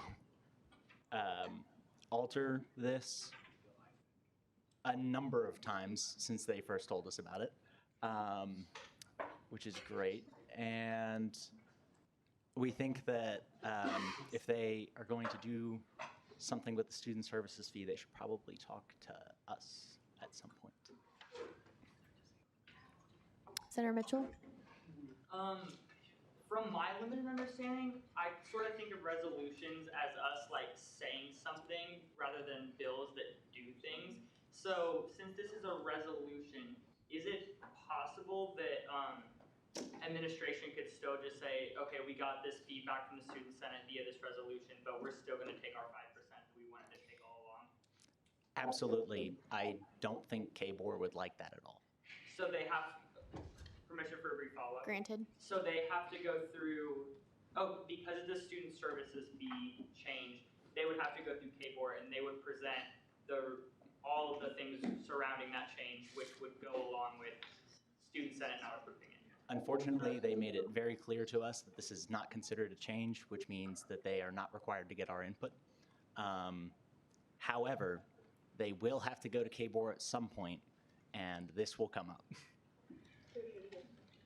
Chair Black. I have a point of information. Oh.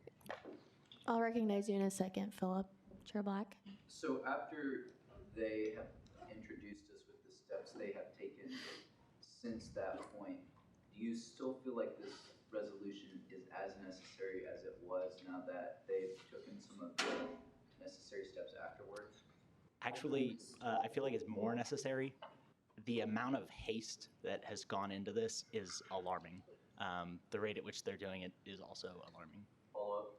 Granted.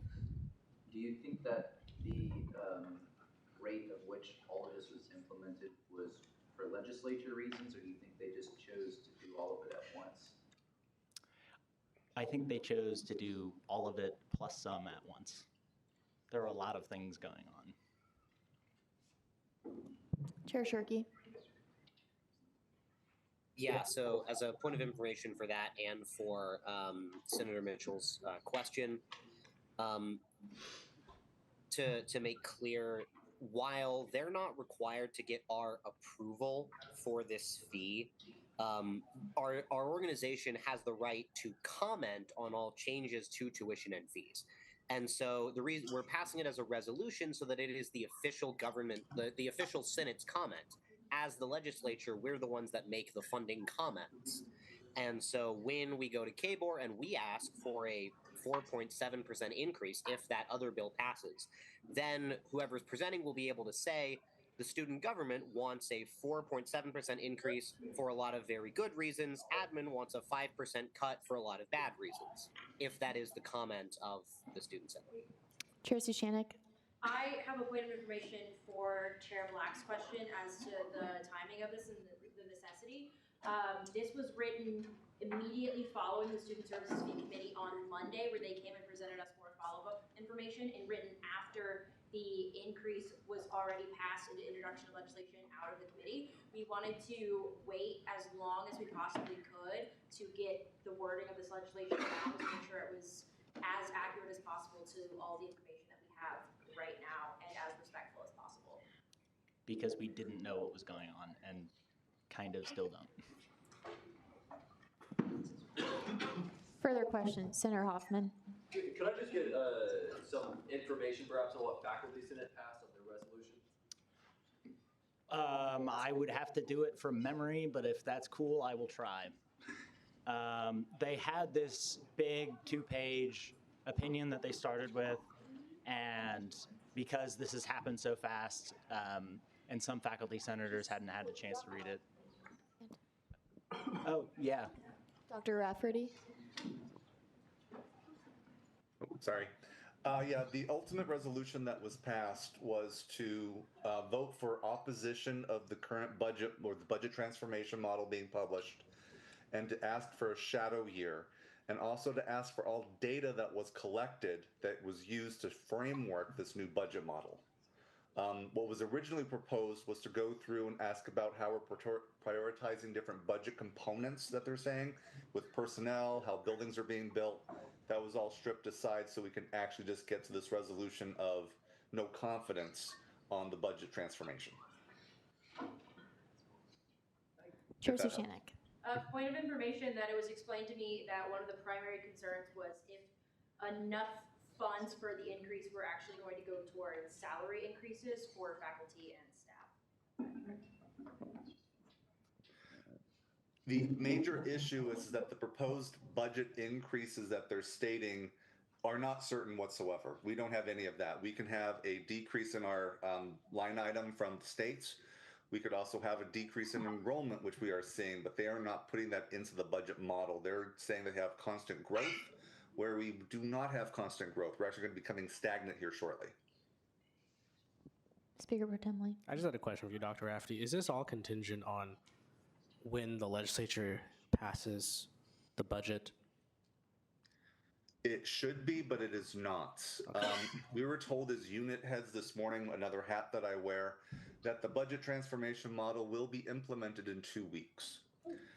They are planning this. It is going through. They don't have the numbers. They don't have the framework together. So they're believing that it will go through a shadow year next year. None of this has been publicly up. Nothing has been set in stone yet, but we think a shadow year will be there, but they don't know where the funding is coming from. We were asking the provost's office this morning in a unit head meeting, and they can't give any details on any aspects of their proposal minus the big picture. If that helps. Yes, Thank you. Thank you. Senator Mitchell. This is a question for either Dr. Rafferty or Joseph. For any members of the chamber who may not be familiar with what a shadow year is and how this is different than them just actually increasing the fee, can you guys explain what that would look like next year? Yeah, from my understanding, I believe I understand it, is they implement it for a year and then they review it again and decide if they want to like actually keep it. So it has to get approved again in order to actually be implemented, so they can try it out, and if and when it doesn't work, they can be like, oh, hold on, we should go back. Chair Black. Would it be a possible, potentially friendly amendment to change section 1 to say that the Kansas State University Student Senate does not approve of the current plan to implement the budget transformation's operational support fee?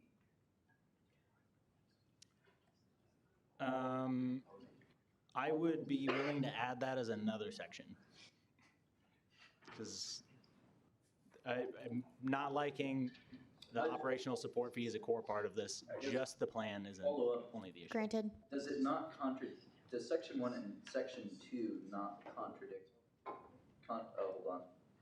Whichever one does section 1 and section 2 not contradict themselves when we're saying we support them looking for nuanced ways to solve the budget currency, but saying that we don't like the nuanced ways because of the implementation is what it sounds like based on our conversation that we've had. It's a nicer way of saying we appreciate that they tried, but think that they fell short. Chair Suchanek. With that section, we are trying to get at the fact that other universities who are experiencing the same budget cuts or similar budget cuts to us from their legislatures are just doing a flat cut across the board, and we think that that is significantly worse. However, that does not make our current plan of action great. There can still be problems within this plan, but we appreciate and expect that they are trying to find more nuanced and creative ways rather than just mass layoffs and budget cuts across the board. Chair Shirkey. Point of information, and on top of that, as Chair Suchanek pointed out earlier in the meeting, once we started talking to them about this, the university has slowly become more receptive to student engagement with the process. And the authors believed it would be appropriate to, use both the carrot and the stick, push them in the right direction while also stating what our government does not approve of. I don't agree with that at all. Okay. Well, one of the authors supported that. Nothing about the changes has been slow. I think it is my belief that they decided during SSF to add a student to the board. I think there's a pretty decent consensus that that's what it sounded like. And they had met with someone that morning and completely changed the plan throughout the day before they met with SSF. This is just moving a little too fast. Dr. Rafferty. Moving too fast is an understatement. They've been planning this for a while and purposely holding all information. Before I go describe anything else further, I want to give a great big shout out to the Student Senate. When ALE was trying to get passed, they were clearly trying to do the same strategy, holding back a lot of information. And then when I reached out to Evelyn and Brady and talked to them, and when the Student Senate started opposing it, they backtracked entirely. They dropped the graduation requirement. This is why they're putting students on now, because they realize you have a voice, and it's a very powerful voice. So kudos to each and every one of you. Keep talking about this. Keep discussing it with your friends. They are trying to hold back as many detailed items that they actually know right now because they realize their plan actually doesn't work right now. This budget transformation is one of the most radical transformations in all peer institutions that we're compared to. No one else is doing this. We would be the first institution to be doing a model like this, which is basically centralizing the entire monetary structure to central. Every other university, they give money back to departments and colleges to run their academic programs. That will no longer be the case. The budget will go, like right now, if it was instituted today, I'm going to use chemistry as an example. Chemistry would get their allotment, and immediately 10% of that allotment is shaved off and brought back to central. So they can figure out how to give it back to other departments. The metrics that they're using are you reaching out and promoting yourself in the media? That's kind of weird. I thought my job was to teach students, not to promote and go onto media channels. Applying for grants, yes, that's very important. Philanthropic adventures, yes, important, but that's also why we have the KSU Foundation. So now they're basically telling departments we have to be doing outreach to fundraise instead of doing what our job is, to educate. That's why you pay tuition and pay our salaries, to teach, not to go out on media tours. Sorry, a little upset. I also have another thing to add. There was some talk at the state legislature about budget cuts, and the specific cited reason, like the stated goal was they wanted to cut 10% off the administrative costs of the school's budgets, and specifically did not want it to affect students. And now it's affecting students. Tracy Shannick. Yeah, with the point of information along with the importance of student voice, I can't stress to you enough how important it is to remain respectful during this conversation and during this dialogue and not speculate too heavily into admin's intentions nor putting words into individuals' mouths. They have been very receptive. They are listening to student voices. Student voices do carry. And just be very mindful that this is all being live streamed onto YouTube. It will certainly be watched. They are certainly listening. The things we say do matter, which is why it matters that we're doing it very respectfully and thoughtfully. Thank you, Sam. Senator Brown. So if this resolution passes, is the hope that if this like doesn't end up going through, not a resolution but their budget plan, that in the future we would then have a bigger part in helping them come up with a budget transformation since we didn't like the first one so much? Yeah, and I think that a large part of Faculty Senate's concerns were also pretty much just not being consulted. Am I right on that? That is correct. And this is where the students' concerns are very important, because there is a new discussion going back to ALE. There's new discussions on that, how we roll this out, how do we make the requirement, because students have voiced their concerns. There is a difference between governance and administrating. We have to say that. Yes, we have a voice to say what our thoughts are, but it is the administration's goal to run the university, and what they're going to do is run it the best way they know how. That's fair. But they also need to listen to the voices of those people who pay into the system, and that's where the student voice comes in. Senator Mitchell. From my current understanding, it seems that our say has to do with expressing our opinion to the Kansas State Board of Regents when they make their decision to approve a fee increase. And I understand we're trying to toe a line of like being respectful, but also establishing our very like strong point of view.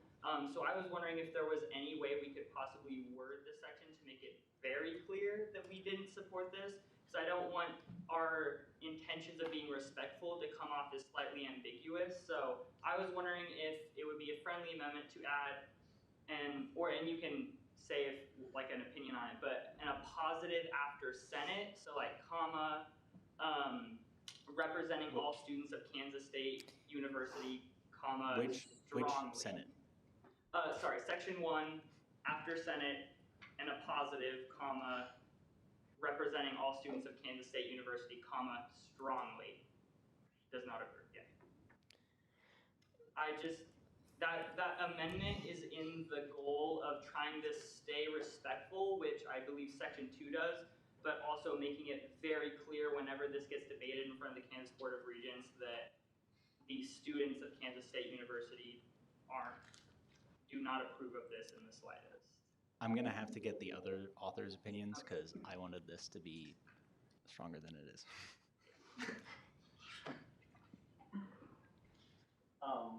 Because I'm one of the authors, at least for me, probably not.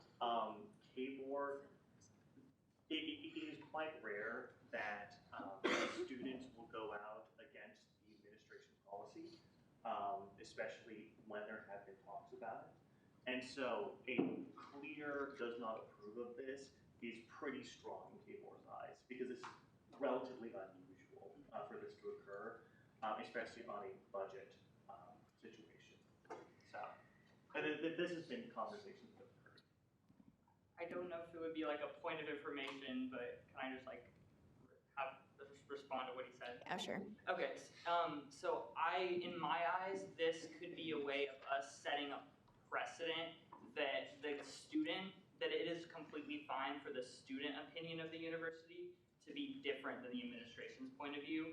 So in making it a little bit more strongly worded, we could set like a precedent, or just it is okay for students to say, we don't agree with the administration. Administration is here to support the students, whereas we don't. And I totally see what you mean. And I know this wasn't like a point of information, but that was just my like, in terms of the amendment, I'm trying to get recommended to the authors. That was my.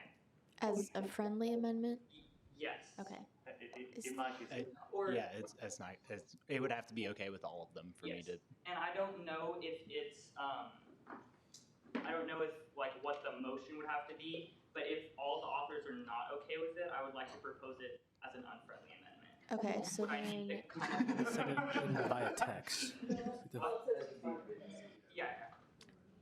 Well, Chase said he wasn't. And there's another author. I'm the least strong author. You what, Chase? I'm on the spectrum of how strongly to word this. I'm on the least strong. Okay. Okay. Well, Jacob, can you send me an email with the updated text so I can update it? Senator Kerry. Is there a reason why we're not sending this to President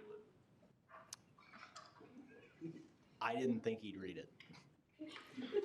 I mean, it wouldn't hurt. All right. Okay. Speaker Pro Tem Lee. What information? I send any resolution that has President Linton's name to him, and he responds and receives the email. So he knows that everything that you put his name on, he sees and reads them. Chair Black. Friendly amendment to add President Linton. Sure. I approve as an author. Is that unanimous with the authors? Yeah. All right. Oh yeah. All right. Anna, did you have a question? Yeah. I do. Send me an email. Send it to Anna too, so she can pull it up. Anna, did you have a question? You can ask it. Okay. All right. Any other questions before we discuss the amendment? Well, I guess there has to be a formal motion once it's received.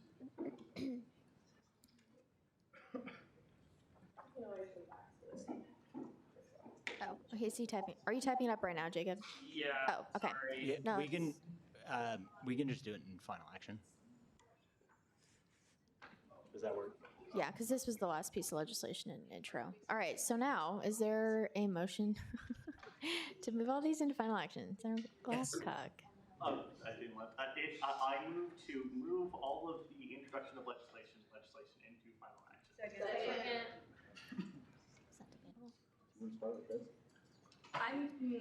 Let's wait until because are you still typing your amendment? Yeah, I'm also scrolling through the agenda to try to find the bill. Okay, that's fine. We're going to start at the top and just go in order. Point of information, have we done approval of allocations yet? Yes. We did. did.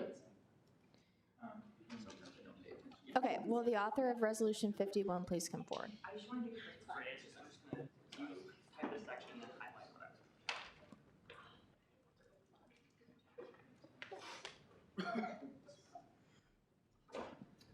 Okay, you have first rights to debate.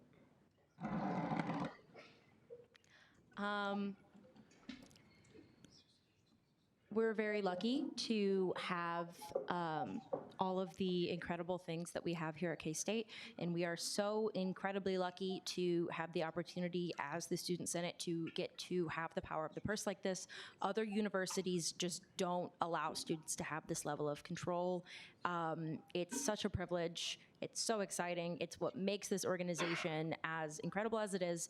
And this is not a decision that the student services fee has ever taken lightly to do a fee increase. This has been something that we've been talking about since 2022, since I was a freshman, doing another increase.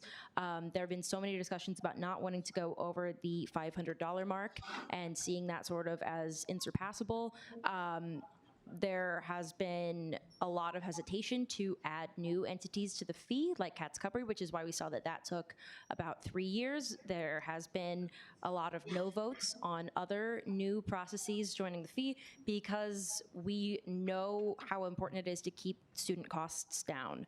But we also know that we're already paying in almost $500 to a lot of really incredible services and amenities here at K-State. I always explain the student services fee to people by saying everything outside of your professors in your classrooms, that's all SSF dollars. That's all SGA that gets to control that. Everything that makes K-State a home, except for athletics, everything that makes K-State family, brings the culture to campus, this is where this money comes from, and we want it to be as good as possible. So if you're already paying in almost $500, you might as well pay in just a little bit more to get the absolute best service and absolute best experience across the board. There's been a long road post-COVID cuts, changing from a 3-year contract cycle on our big 3 to annual reviews now. We were able to reallocate all of the funds, well, not all of them. We were able to reallocate a good number of what was cut due to COVID, and now we're in a position where we have not done inflationary increases in years. We know that there's an enrollment cliff coming. We know that enrollment's going to decline or at least remain steady. We're not going to be able to keep relying on these surpluses year after year while also sending in ample and healthy monies into reserve. So this increase is so necessary, especially with the increase for caps and Lafine that we have here tonight. We signed the Okanagan Charter as a university. We've talked about that a lot in this room over the past few years and how important student health is. And I think this would just be the final cherry on top of proving that student money, student voices are behind student health. Seeing as that was debate in the positive, is there any debate in the negative? Is there any further debate in the positive? Senator Glasscock.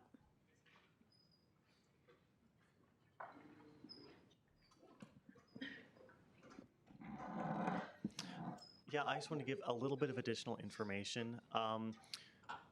We have kept the fee consistent FY26, FY25, FY24. That's pretty unusual in the history of the student services fee.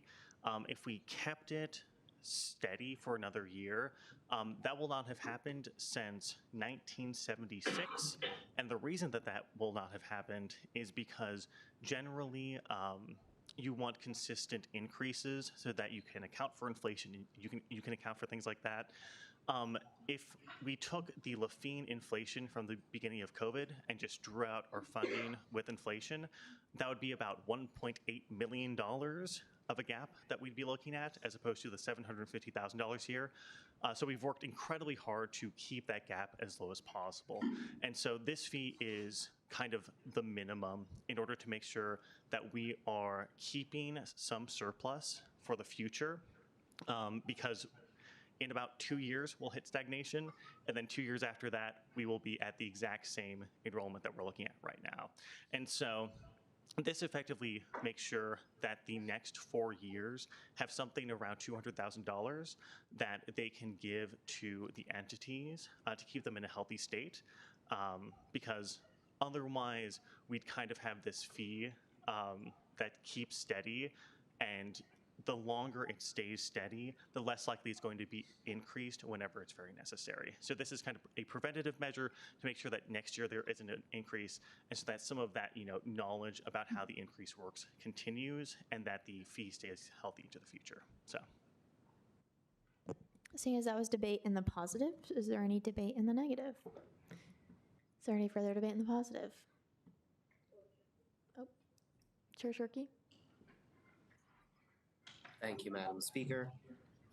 This one's short, and it's more of a philosophical than a practical thing, like the previous speakers have said. But there's a reason that we're ultimately in control of this student service fee, right? You've seen a lot today about our problems with administration's financial objectives and how we might believe those don't align with student objectives. The student service fee is the one and only entity that we can make sure is spent on things that students want, because ultimately we are the elected Senate.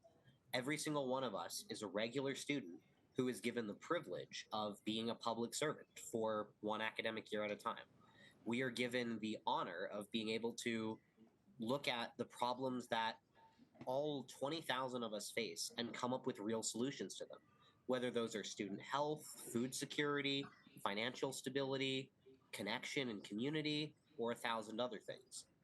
And ultimately, raising the fee by an amount that keeps us in tie with keeping our basic costs under control, given that we haven't raised it in the past few years, while even with this, for us, very large raise, 4.7 for SGA is a very large number.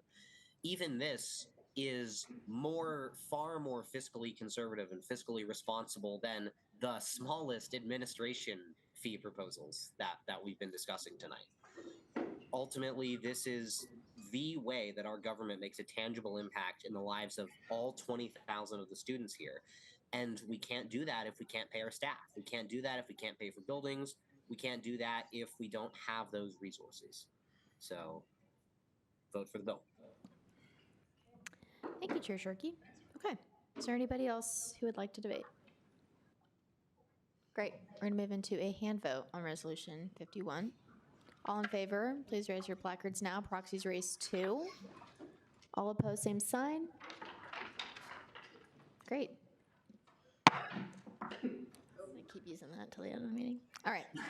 Next up, we have Resolution 52, which is an allocation of student general surplus funds for the student union freight elevator. Will the author please come forward? Is this as amended? Yes. I emailed it to you, Anna.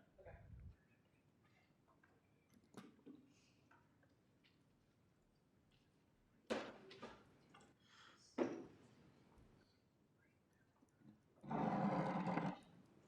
Were there any changes made in the last 10 minutes? Yeah. Section 2 just became Section 3, and Section 2 is highlighted and new. Very good. All right, you have first rise to debate. For a lot of people who come on tours to K-State's campus or who are coming to events here, we have a ton of prospective students. We have a lot of community members. The only place or the first place that they interact with K-State is our union, and I don't think it's particularly a good look to have trash cans on wheels, janitorial carts, tables being carted around, and all of the things that we need to tote around for catering coming in the same elevator as pedestrians. I think having a freight elevator makes every union employee's life a lot easier. I think it makes us look a lot more professional, and I think it will make the lives of the people who use the union better. They've suffered for about a year without the freight elevator, and I think it's time that we put them out of their misery and give them what they need. Seeing as that was debate in the positive, is there any debate in the negative? Is there any further debate at all? Great. All right, hand vote on Resolution 52. All in favor, raise your placards now. Proxies raised 2. All right, all opposed, same sign. Hooray, passed. All right, next up we have Bill 119. This is an increase of the Counseling and Psychological Services Student Services Fee Agreement. Madam Chair, were there any changes made in the last 10 minutes? No, not to my knowledge. You have first rise to debate. We passed a fee increase with the purpose of being able to afford an increase to caps, so it certainly seems counterintuitive at this point to then vote not to increase caps. Mental health is very important, and these free mental health services are an incredible asset, especially with the big life transitions that college brings. This is a lot of people's first time away from homes, and this is a lot of people's sometimes first real access to therapy. There have been a lot of people, there's a lot of stigma around it. This is their first time that they might be able to go to therapy, to get the medications and psychological help that they need, that they were not safe or able to do in their homes. So I think it's a great asset. I think more people should go to therapy, and I think this money will help them do that, and that will make all of our lives consequently much better. Seeing as that was debate in the positive, is there any debate in the negative? Is there any further debate at all? Chair Black.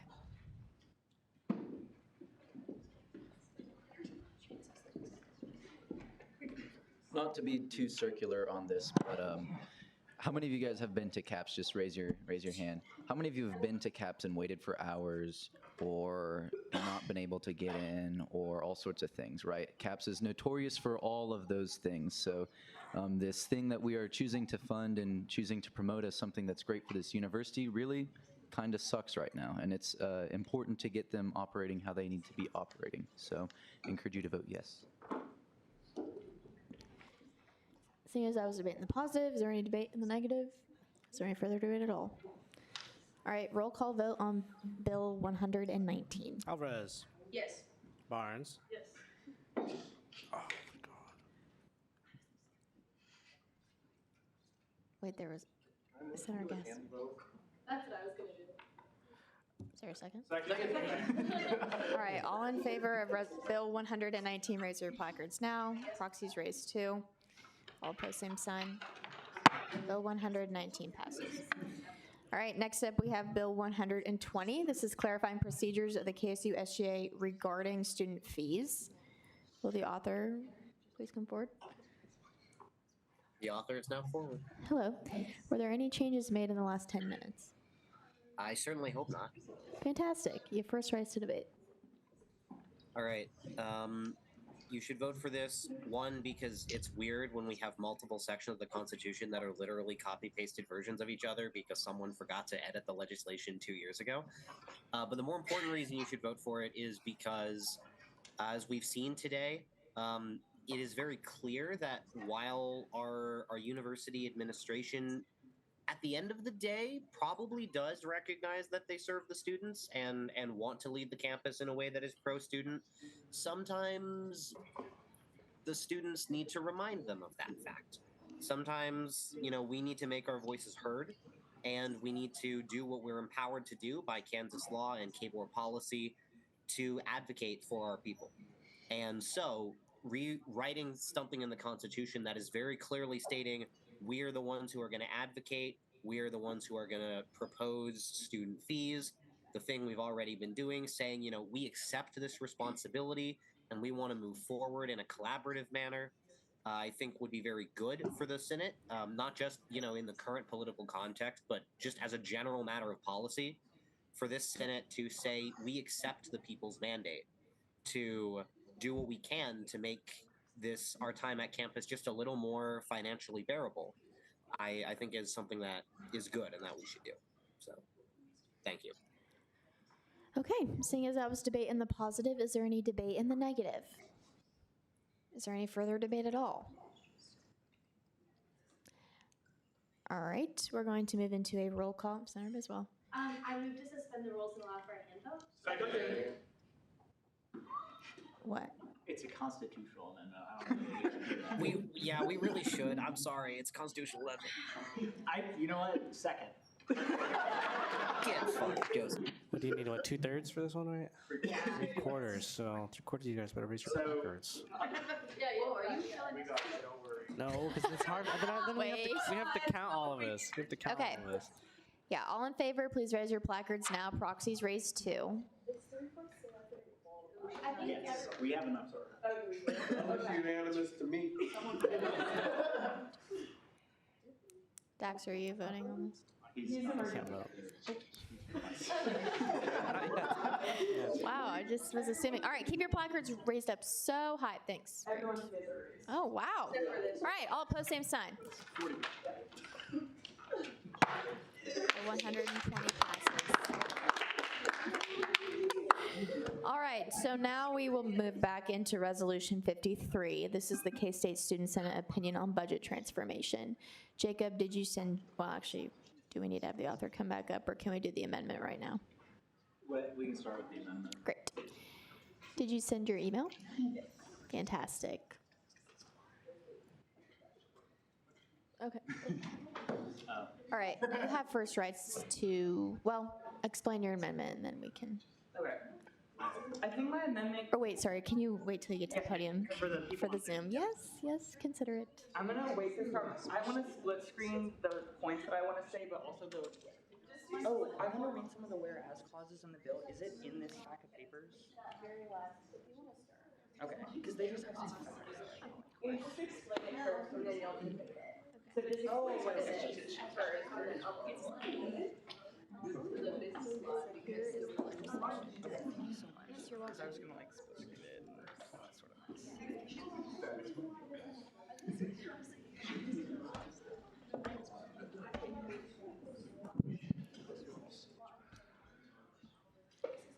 Okay, so it's my understanding that I explain this amendment, then I debate it. So this amendment would, in section 1 of the bill, it says the Kansas State University Student Senate does not support, does not approve of the current budget transformations operational support fee, and this amendment would just add the highlighted information. And yeah, I guess now I will debate it. So obviously we haven't taken a vote on this bill, but the consensus that I was gathering from debate was that overall, as the bill stands, the body would like to pass it. So from my understanding, we have decided that the student body does not support this change to the student services fee. And I don't know about any of you, correct me if I'm wrong, but I will not be at the Kansas Board of Regents when they debate this bill. And I know some people from administration that probably want their side to be pushed will be at the Kansas Board of Regents. So this bill is our opportunity to voice the student body's opinion of how we feel about this bill. And I think, and I respect the authors, and I know some authors may have felt differently about others versus respectfulness versus like clarity, but I think that in the purpose of making sure the student voice is heard to the fullest extent possible, we should err towards clarity while also maintaining respectfulness, and I believe that this amendment does this. Some other points I would just like to make. When I was listening to Chair Shirky's positive debate on the Lafine bill, I wish I could just say ditto to the whole thing, because he said it perfectly. This student services fee is like the entire thing that our body's about. We allocate money via the student services fee to student matters on campus. And I think that wording this in a sort of vague way in the effort to be respectful rather than being very clear while also being respectful is not what we should be doing with the definitely the most important thing that this body does. A little anecdote that I want to make is that I give tours for the College of Engineering, and I do the design team spots, and I love at the design team stop to tell all the prospective students about the fact that student government allocates $15 million chosen by students for student causes. And every time I would say that line on tour, I would, from this point on, if we don't pass a very clear resolution, I would just feel really bad that I can't say that the $15 million that this body's sole purpose is to allocate is not really in the hands of students. And yeah, going back on what I've already said, I think this amendment keeps the respectful nature that some authors of the bill wanted, but I think it doesn't degrade from the respectful nature of the bill, but it just further emphasizes the fact that students don't support this, because this is a wild guess, but I don't think there's a single member of the student body that's going to be at the Kansas Board of Regents meeting when they debate this bill and they make the decision for K-State students. We don't have the final say. Our final say is the opinion that we pass tonight. So in the effort of us having a strong final say in what happens with student dollars, I say that we keep the respectful nature of the bill, but make it very clear about what student intentions and hopes are.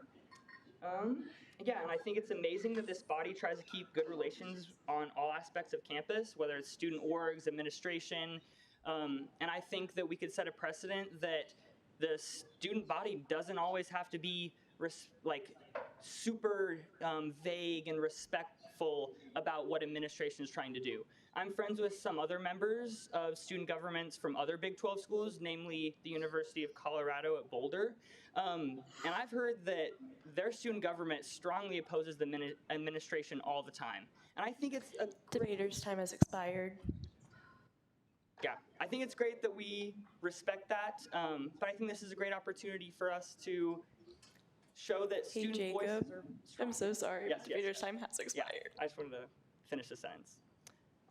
Oh, yeah. Okay. No questions, right? No, because that was debate on the amendment. All right, seeing as that was debate in the positive on the amendment, we're not on the bill yet. Is there any debate in the negative? Chair Lilly.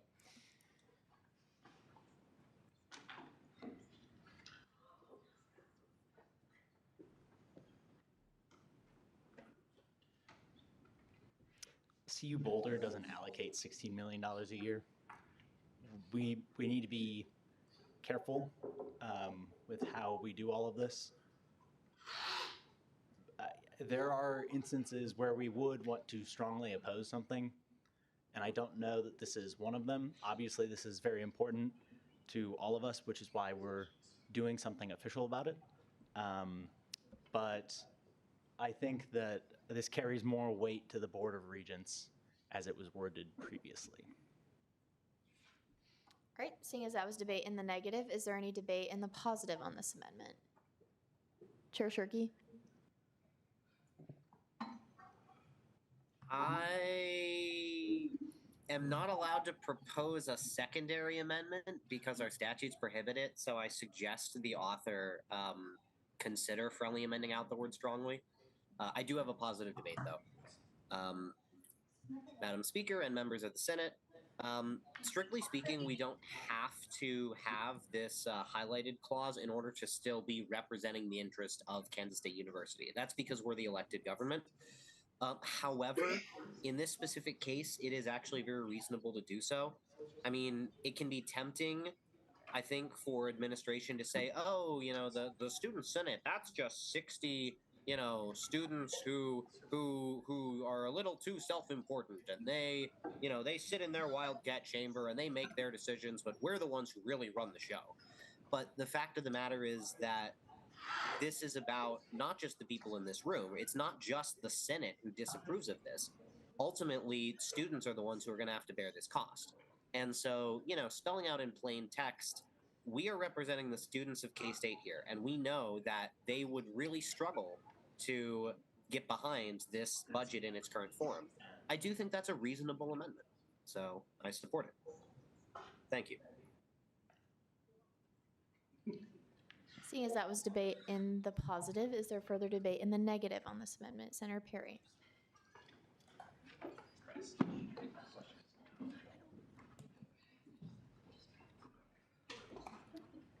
I don't disagree with the idea of being more direct and definitely not like voicing our opinions, but in this case, I would rather be concise, and saying we represent all students of Kansas State University is very redundant because who else would we be representing? And then I also agree that strongly should probably be struck, so I would just disagree with this amendment and be concise. Okay, seeing as that was debate in the negative, is there any further debate in the positive on this amendment? Senator Trump.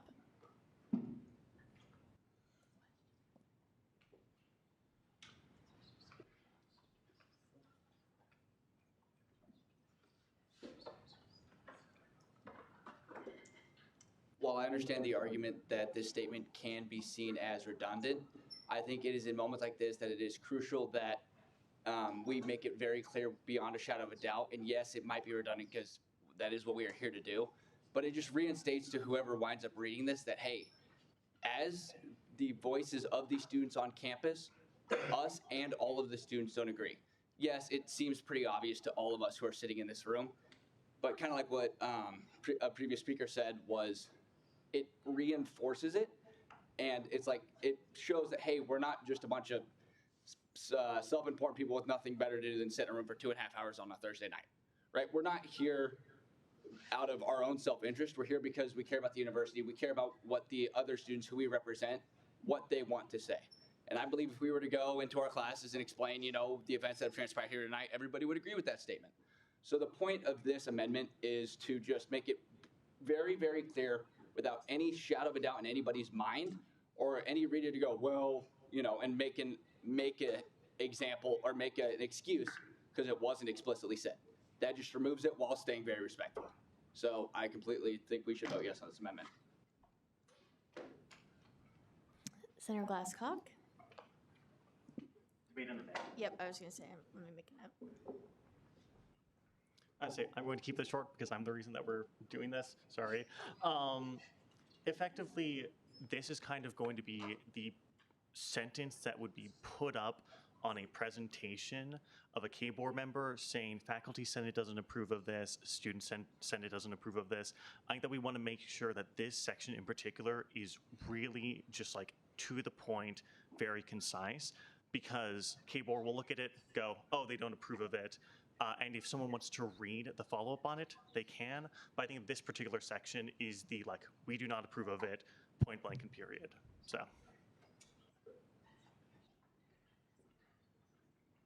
Seeing as that was debate in the negative, is there any further debate in the positive? I have a question. Can we ask Professor Rafferty's opinion on this, or is that out of order? On the resolution, or on the amendment? On the amendment. Dr. Rafferty could offer debate on the amendment if he so chooses to do so, but we're not asking him a question.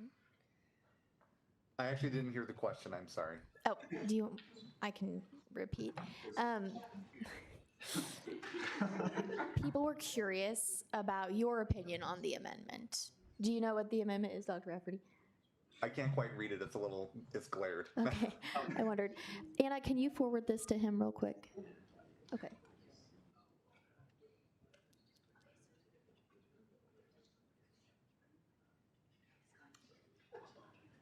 It should be in your inbox any second, Dr. Rafferty. Okay, and we can give you a second to look that over, not just put you on the spot too, so.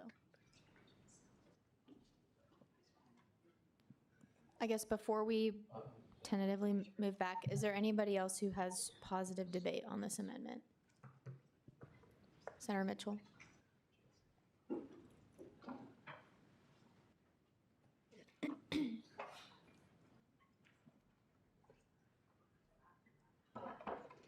Sorry, I hate coming up for something twice, but I would not consider myself a debate kid, and I only did 1 year in debate. But for any debate kids in the room, some other points for the opposing side were presented, and I would just like to refute, in my opinion, an argument against the points that were presented.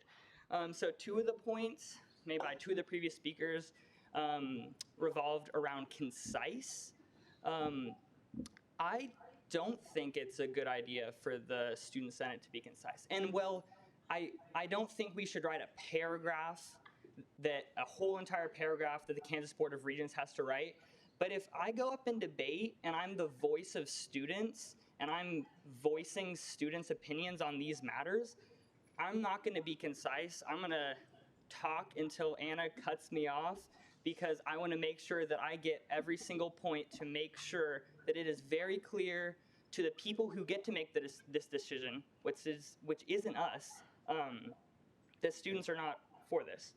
And then the other thing that I would just like to rebuke is that there are other instances or bills where wording like this would be okay. And I'm not refuting the fact that there may be other instances where wording of this nature would be more applicable, but I think that this bill 1000% falls into that category because I could go around and ask all of you, but the on paper most important thing that this student body or this student senate does is allocate the funds for the student body and the services that they get, which this bill is pretty cut and dry exactly that. So yeah, I think it's better to make something clear and share the voice of the people we represent rather than being concise and possibly avoiding some of the things that the students or some of the connotation that students would voice. And also, I think this is just a very important bill, that it is one that requires some strong wording and clarity on the students' behalf. Seeing as that was debate in the positive, is there any debate in the negative? Chair Black?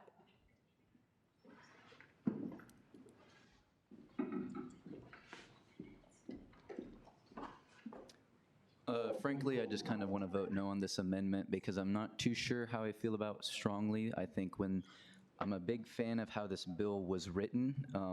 Regardless of your opinions, I really don't know how I feel about the fee in general, but regardless of your opinions on it, it's just kind of saying moving forward, we'd like to be included. We understand that steps had to be taken and you've taken them. Let's just continue to work and collaborate on this in the future.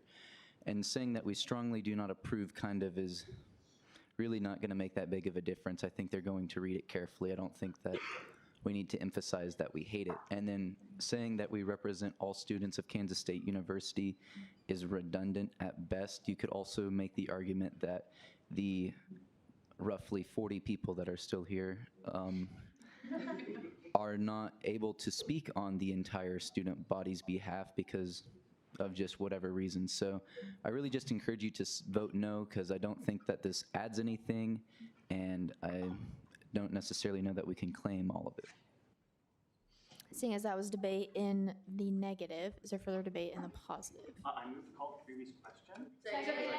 Okay, so we will go ahead and move into a hand vote on this amendment. So all in favor? Did you want my interpretation or comments on this? Oh. It's okay if you don't. Absolutely. Based upon reading this, just based upon what Max said, which I agree with, you are the representatives of Kansas State University. So yes, not every student on campus might not agree with this, but you are their elected representatives.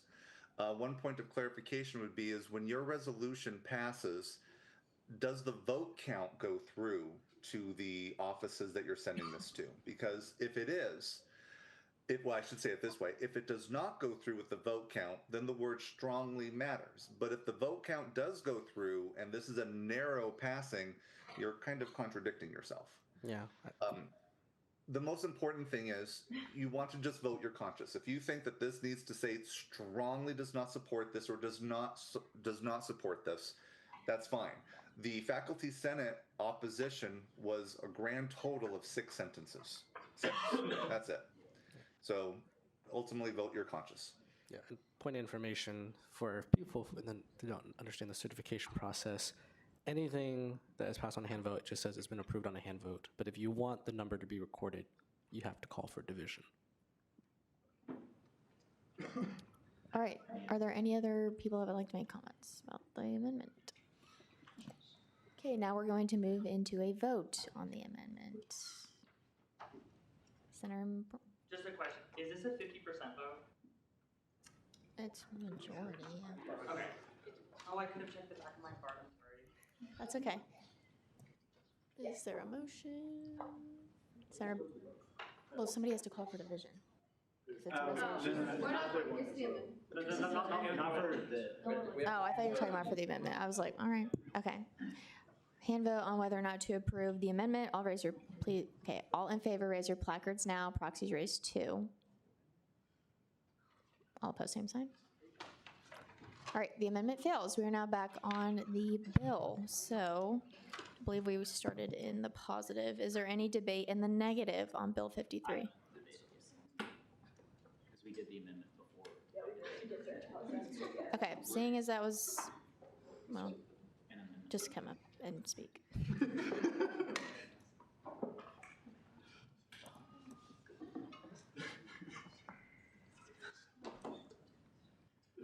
I'm not gonna lie, I got away with a lot more debate-like stuff than I thought I would whenever I introduced this.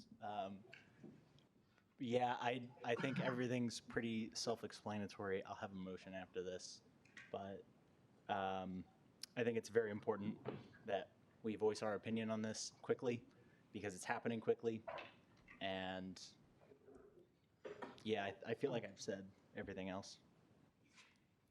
All right, seeing as that was debate in the positive, is there any debate in the negative? Chair Lilly? I move to suspend the rules and pass the resolution by unanimous consent. And then write that on the We haven't even finished debate yet. I have to at least ask for negative debate. Is there any negative debate on the resolution? Is there any further debate at all? Do you want to restate your motion? I move to, I guess I don't have to suspend the rules. I move to pass the resolution, which number is it? 53. I move to pass resolution 53 by unanimous consent. And make sure it's recorded on the certified legislation that it was by unanimous consent. Second. Object. Okay. Is it debatable? Okay. That just gets away. If it's So now we move back into, all right, so since there's no further debate on the bill, we will now move into. Oh, wait, I have a motion. Chair Shirky. I move to, whatever the vote total ends up being, have it recorded in the certified legislation. Can someone just call for a division so that we. All right, great. So division has been called. We will now move into a roll call vote on resolution 53.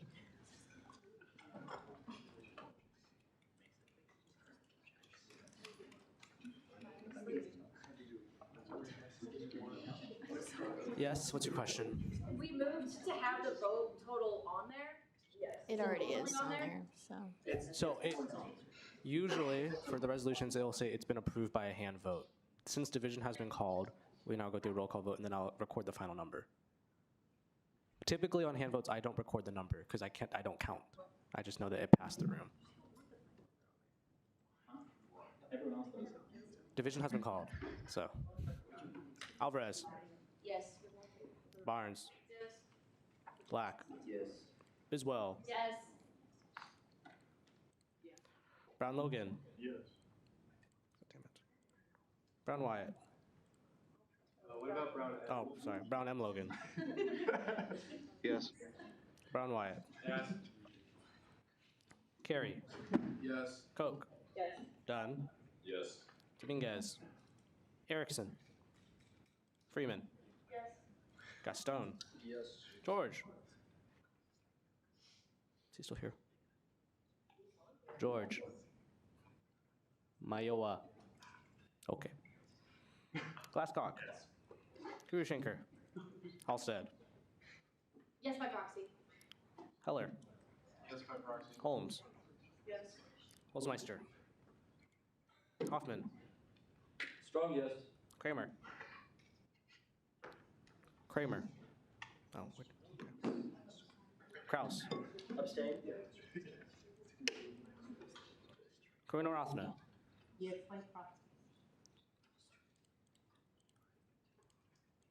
Jacobson. Yes. Hassan Shakib. Landwehr. Yes. Lilly. Yes. Mickey. Yes. Mitchell. Yes. Naughton. Ohm. Olengunju. Yes. Otto. Yes. Pena. Yes. Perry. Yes. Phillips. Yes. Potter. Yep. Prey. Abstain. Rafferty. Yes. Richburg. Yes. Richenberg. Yes. Rogers. Rudd. Yes. Scarborough.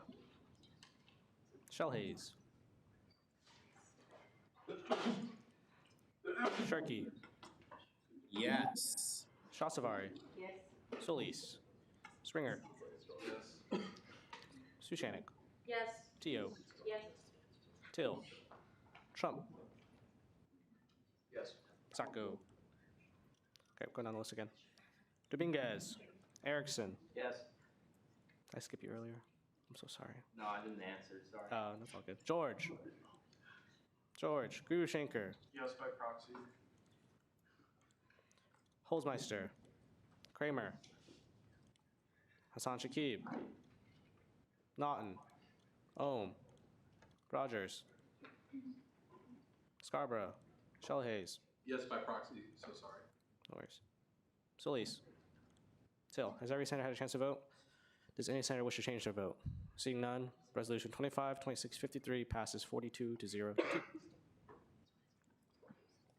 All right, and that was the last of our final actions. So we will now move into our second open period. Are there any second open period speakers this evening? Senator Carey.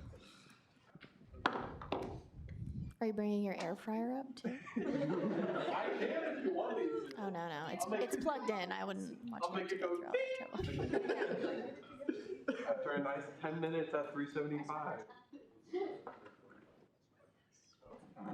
Hey guys, so I actually am graduating, but I didn't do a senior speech because I forgot to sign up for it and maths was too long. So I'm just going to do a quick one real quick. I joined Senate because my pledge dad of my fraternity was a senator. Shout out Charles Kinsey. Yay. I don't know if any of you know who that is. And that was sophomore year, and I did not join till my junior year. And then Byron Sides, again, shout out Byron, convinced me to sign up. I signed up, and then I missed my first meeting because I was giving a tour of campus. Shout out that. And then I came and did my second meeting, and I was literally in almost the exact same outfit, except I was wearing a Kansas State crew neck.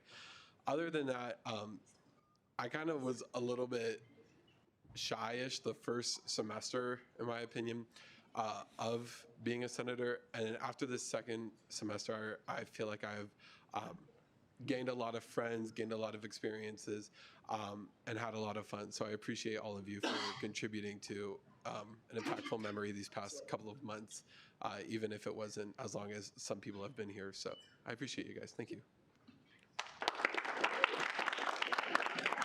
Thanks for being here. How sweet. Chair Lilly.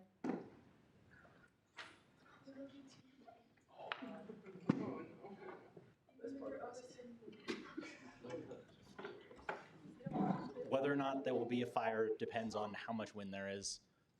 Bring lawn chairs. It will be mostly outside. Unfortunately, my brother leaves at 5:30 in the morning, so like probably around 2 a.m. you gotta go home. What are you hosting at your house? 2 a.m.? 2 a.m.? Maybe I'm just a grandpa. Anyway, continue. Anyway, also the last time I had people. All right. Last time I had SGA people at my house, we did get a noise complaint. Yeah. Oh, it is done. Are you done with your report? Oh, I have a question. Okay, Senator Carey. Was it because there are people on your roof? Is that what you? No, that was actually before we got to it. Are there any other? Senator Brown. We need to meet your brother. I want to see your twin. No, I didn't. I don't know. Wait, please. Chair Black. Was I there when the noise complaint happened, or did that happen more than once? We were getting the ladder out of my garage. It was a really bad look. Senator Mitchell. Why, the very first meeting that we had as Senate, I went up to Joseph and asked him questions because I'm in a robotics club with Jack, and I genuinely thought he was his twin. Like, I was so confused about it. That's funny. I Okay. get that a lot, actually. It's like kind of easy to tell when someone you don't know thinks that they know you. But does he have shorter hair than you right now, or are you guys equal? Because I remember when you had long hair, you could tell the difference. Yeah, yeah. I think his is a little longer. Does he have glasses? Senator Hoffman, do you have a question? Oh. A fan. All right, Senator Carey. What if we're there till 2:01? Then what happens? I trespass all of you. Senator Gaston. So you only need 3.5 hours of sleep. I usually get less than that, actually. Any other questions? Don't do Anyone that. on Zoom? Okay, great. Good for your health. Thanks very much. Senator Hoffman. Also, PSA, no one is leaving the room until the cookies are gone, so plan accordingly. Eat up, eat up. There's someone over here. Someone take care of that. I know Max Black wants to eat all of the cookies. Don't all go. That's it, guys. Okay.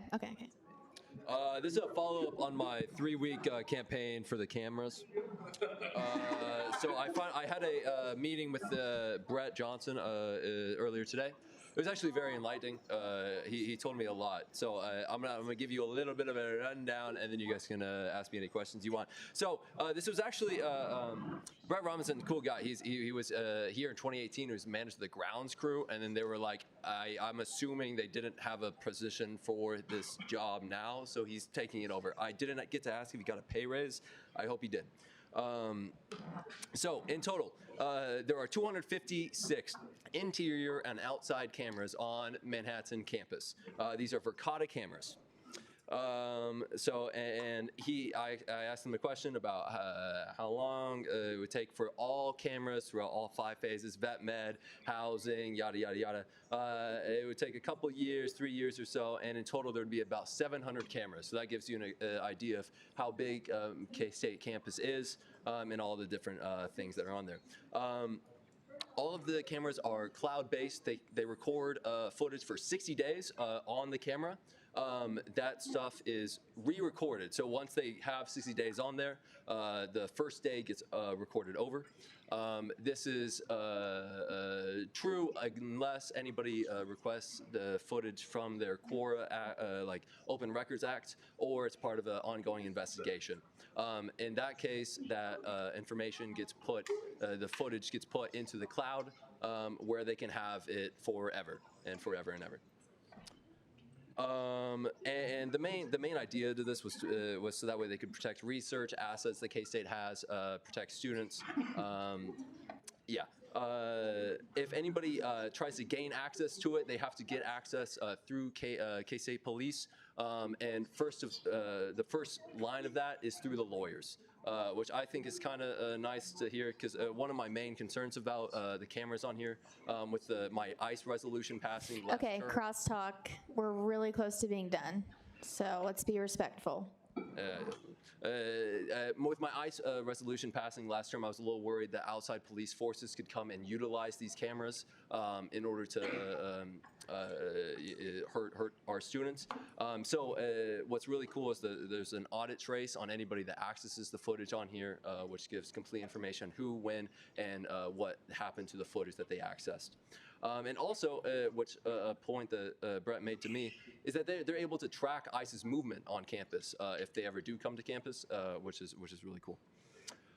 They can also redact faces. Every camera is connected to a fiber line, kind of cool. They have a license for 10 years, and also they're on the hook, not on the hook, but they're able to upgrade the cameras in the future, paying the difference of the cost. So this entire thing has cost, what, 2.5 million, which has all come out of deferred maintenance, because part of this entire system is getting, I believe eventually all the buildings are going to get onto what's it called?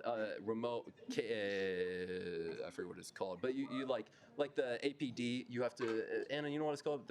You put your ID card. Yeah, that. Eventually, all the buildings are going to go through that. So that's the idea behind that. So it's coming through deferred maintenance. All the buildings are going to get upgraded through that. Cameras are a part of that. So 2.5 million in total.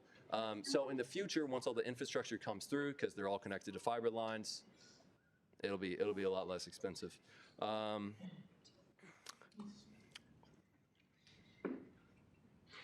That cameras are like kind of AI, which is kind of weird. But like you can like the police officers can like query into it and see anything that's interesting. Yeah, that's really all. Speaker's time has expired. That's great timing. Any questions? Senator Teo. So you said that the footage is only uploaded to the cloud if it's part of like an investigation. So all other footage is like gone after 60 days? It's not all of it. So if they record for 60 days, right, and then the 61st day comes around, that first day is going to be deleted. And then that second day, they'll still have it until the 62nd day. So there was a interesting case where somehow the like fiber box or something, like the power to it, it didn't blow up, but I'll say blew up.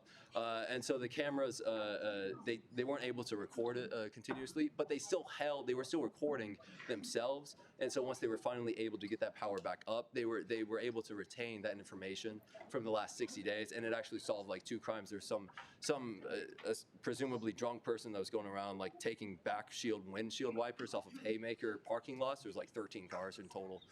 So that because of the cameras, they were able to fix that. They were able to solve that crime. So there you go. Follow up. Sorry, further question. So if something were to happen and somebody were to like request a camera access or something, they would only have 60 days to do it before all that footage is deleted? Yeah, that's correct. If it wasn't reported to authorities beforehand or they were already aware. Yeah, and I asked them, like, because it's open to QORA, the Open Information Act, and I was just like, so can students just request access to see themselves throughout campus? No, because it has to be like an actual like thing that is important. So you can't sadly like get a cool video of you walking to Hale or something. Sadly not. All right, any other questions? Senator Mitchell? This kind of will probably seem like a weird question, but I guess it can revolve around student safety. Does the timeline, you definitely have a much better understanding of why these, like the increase in surveillance and all that, but does the timeline of them trying to implement more cameras across campus line up with what happened at Brown University and the lack of cameras that they had in that event? That's thank you for asking me that. That's something I forgot to mention. It kind of coincidentally, because they actually started this in 2022. Was the first idea from this. They were intending to have 5 phases. We're in phase 3 right now. And that's when I noticed it. They implemented cameras outside of Hale Library. That was the start of phase 3. Phase 1 started with those haymaker parking lots out north. That's when they started.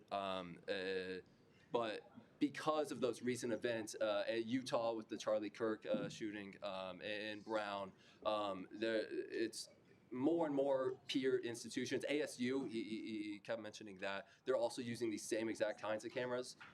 So it's certainly encouraging them that they made the right choice, right, in 2022. Any other questions? All right, thank you very much, Jacob. Are there any other second open period speakers? Don't forget your perfect. No other second open period speaker. You better believe there's a second open period speaker. Okay, building management is literally standing in the window watching me, so I fear we should probably wrap it up, but you got a minute. He could hear you too. Hello, building management. I got a minute. Thank you all for serving in a wonderful term. This is the 3rd term that I finished. Second one I've intentionally finished. But in all my years of student government, I've seen, a lot of different priorities, a lot of different energies in this room. But this year, you guys, you focused on the issues that I think matter to you. And I think that's very important because I've seen some other senates where, they were kind of controlled by what they thought was, how to lead based on maybe what they've seen on television or maybe the people they look up to. But you guys have decided the issues that matter to you. That's good. And for all of you that are returning, good luck. For all of you that are graduating with me. Also, good luck because you're the ones who are really going to need it. So, good term, everyone. Thank you.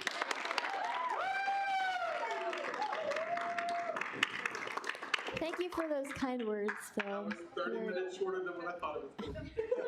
We're going to miss you. Okay, is there anyone else who has a second of a period speech? Great. Now we have Senate shout-outs.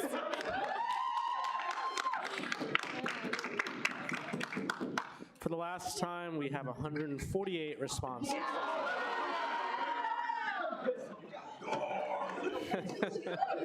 Is this a new record? Does anyone know? No, I think we've had more. Yes, Senator Pena. I moved to silver.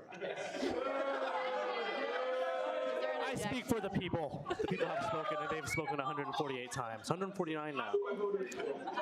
Shout out to Mr. Meatball's cute haircut. Thank you, Mama Meatball, for that comment. Anna really loves that flag. 150 shout outs under. How many times are we going to hear parking? She just loves us, guys. Shout out to whipping out the air fryer during Senate. Shout out to Ethan pulling out an air fryer of his Mary Poppins bag. Bro really had to shake the fries in the air fryer. Is Philip in the air fryer? He sounds like it. No, he's in California. My man had to make a point with the air fryer. Katie, deaf, hecka pissed after winning the Big Back Award, even though I brought Jimmy John's and Ethan brought a whole air fryer. Ding, shout out, ding, ding, ding. Shout out Philip calling out the toaster. The food smells hecka good. Big Back of the Year. Shout out to Caffeine. I love awkwardly sitting here during caucus time. We're supposed to talk to each other. Shout out to Ed with the repeat caucus next year. Shout out Ding again. Shout out to the other now being forward.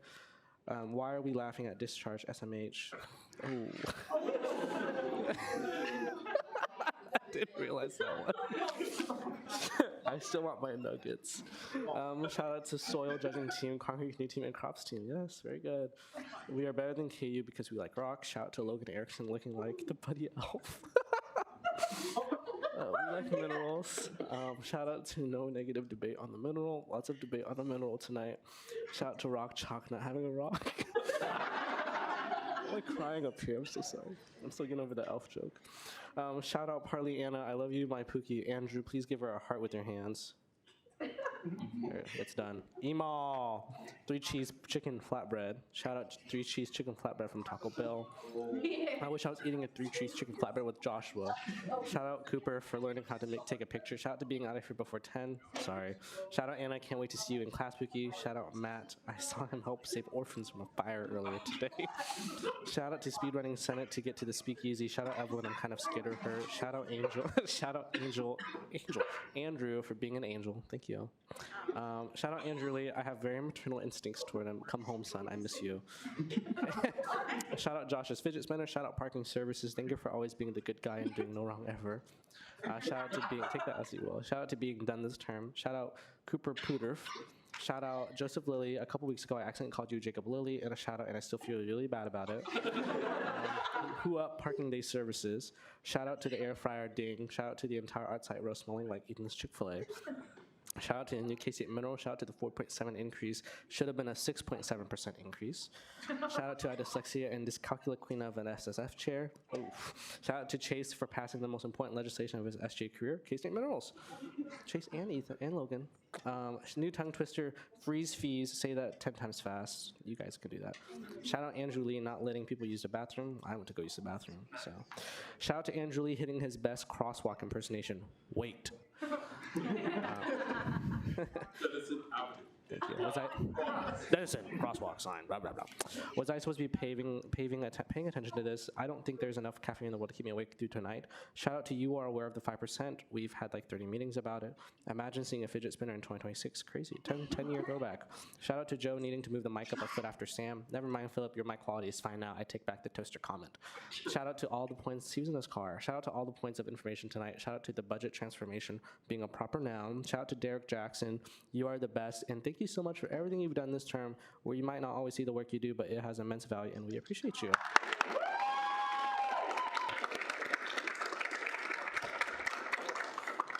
Shout out to Points of Information. They are very popular this term. Shout out Dr. Rafferty's sermon. haha, I'm so sexy, haha, looks so good in my laptop reflection. Shout out to He Wouldn't Read It. Shout out James Richburg. Shout out Max Black, best current SAC chair. Shout out Okinawa Charter. It's the Okanagan Charter. Shout out to Dr. Rafferty for standing on business. Shout out to Evelyn. You look so cutesy in this outfit eats. Shout out to the Okanagan Charter. Shout out to spring break. I'm ready for Cancun. Going back to West Kansas to see my mom. You should go to Sublette, Kansas and see Mr. Pena and his rock crushing business as well. I love you, Chase Glasscock. Shout out to Anna leaning against her mic. Shout out to all the spring break B-Days, Sam Barnes, Max Black, me, Alondra. Shout out, my name is James Richburg and I hate mental health. Wyatt Brown submitted that one.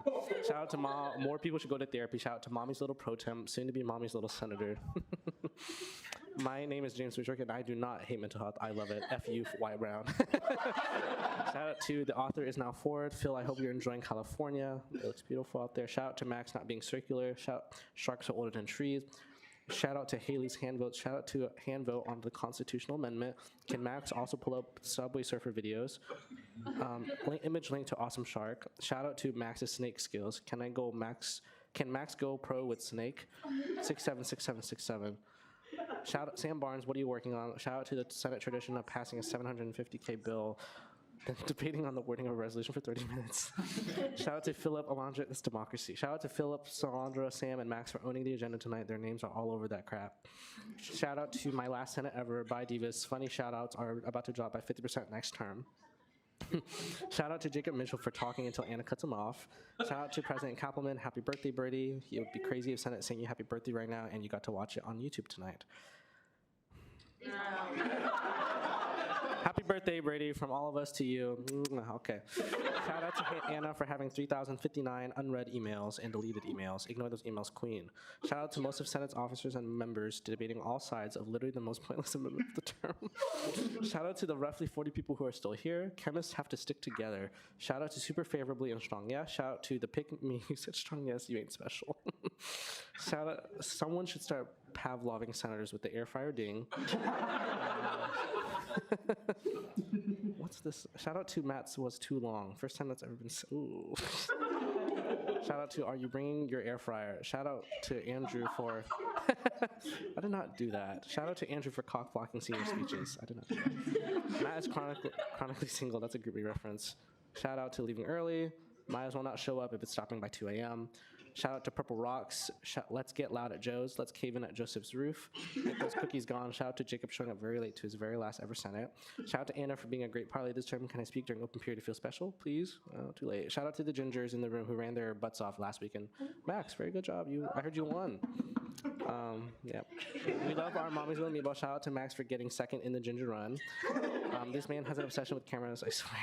Shout out to Dr. Pepper. If I can be vulnerable, I do not know what the cloud is. Shout out to Enemies to Lovers. Cameras are low-key kind of AI. Jacob is superlative for being the most likely to give a second open period speech about his band. Jacob, you're the best, but could you please send an email instead? Let's set cameras. Philip coming in to wreck the party. Shout out to many second open period speakers. Phil looking spiffy. Businessman Philip, our savior. Shout out to Phil's goatee. I love you, Philip. Shout out Phil. Hey, Pookie, I miss you. Shout out to Chair Shirky because he's awesome. R.I.P. Philip. Shout out to Phil for being the best debater of the term with Chase in second.